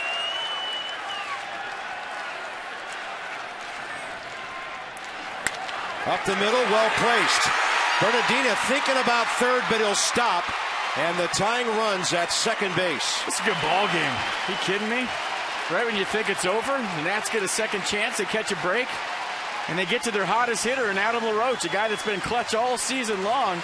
Good at bat by Ryan Zimmerman to keep the line moving. And all of a sudden, this just got good. Man, oh man. How big does that double play look now? 2 on, 2 out. Adam LaRoche, a rare 0 for tonight. Been on base nearly every game he's played this year.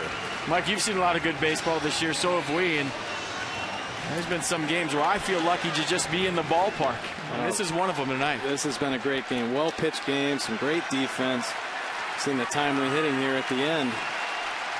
Zimmerman will be able to get a big lead off first.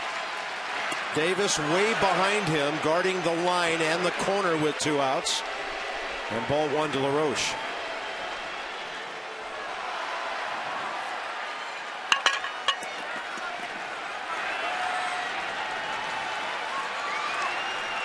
With 2 outs, you're going to play your first baseman back, right fielder, short right fielder as the second baseman, and that's ball 2. Well, the Orioles have a shift on. J.J. Hardy shaded to the middle. Robert Andino, short right field.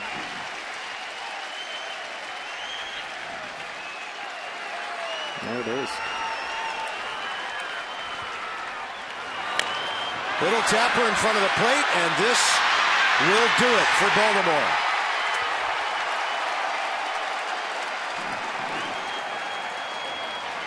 Three hours and 13 minutes to play 11 innings. And Nick Markakis, Mike, the difference for the Orioles. Well, came up with that huge hit at the end. And, you know, there's a great confidence with the Orioles offense because in large part due to the Orioles bullpen, keeping them in ball games, not surrendering many runs late in the game. And Nick Markakis certainly took advantage of a mistake with 2 strikes. Headed for a home run in extra innings. That's Mike Bordick, and for Jim Hunter and FP Santangelo, Bob Carpenter, the final in 11. The Orioles beat the Nationals 2-1. Join us Sunday, 1:30, MASN HD, when the Nats and the Orioles wrap up the Battle of the Beltways first time around. This has been a MASN presentation. Nats Extra, MASN HD, O's Extra, MASN 2 HD, coming up right now.